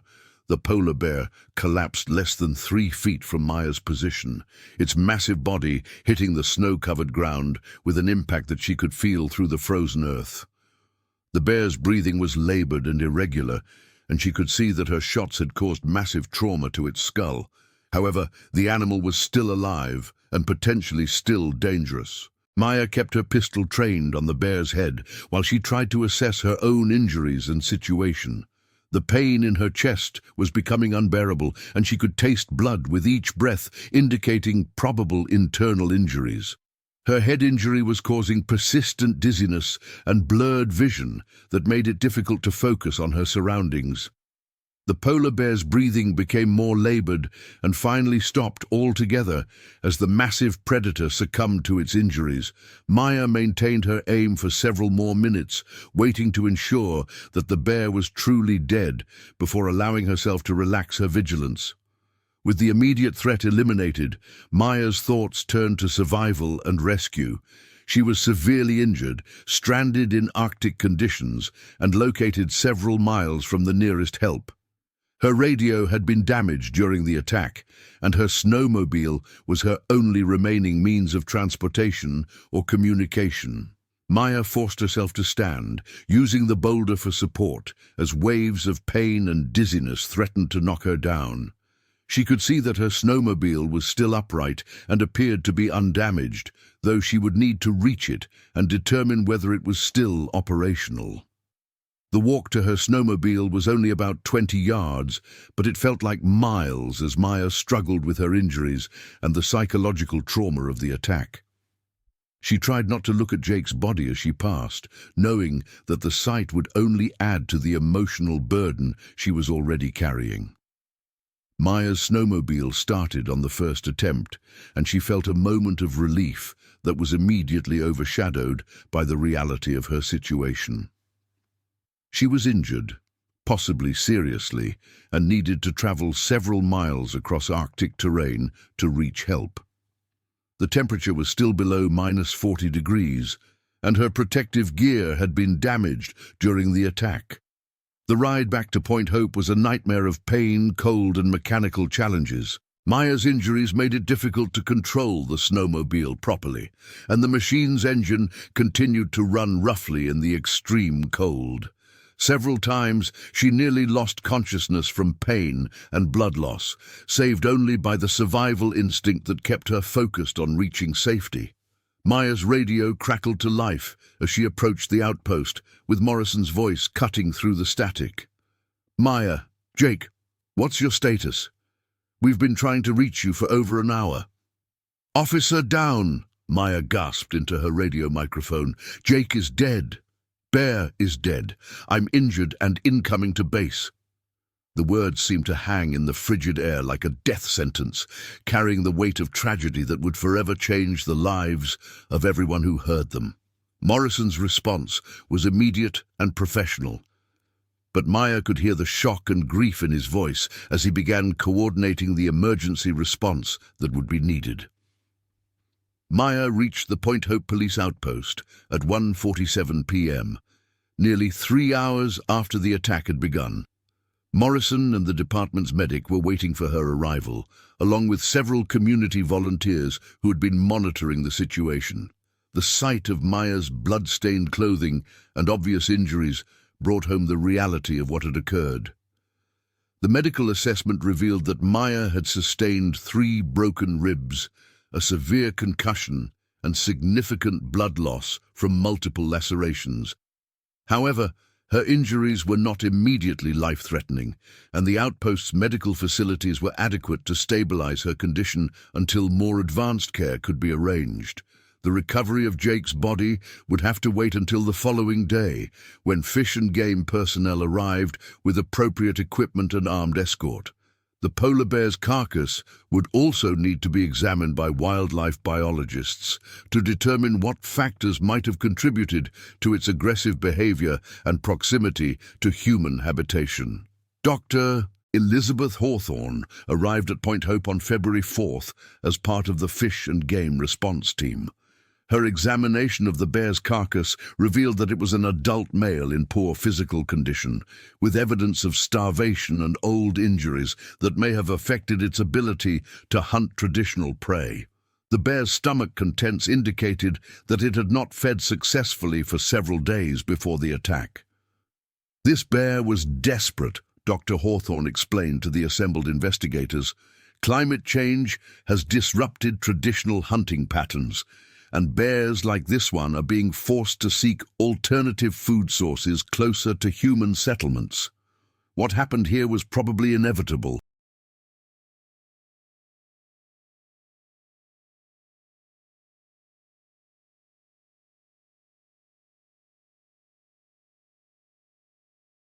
Given current environmental trends, the investigation into the attack would continue for several weeks, involving multiple agencies and extensive documentation of the circumstances leading to the encounter.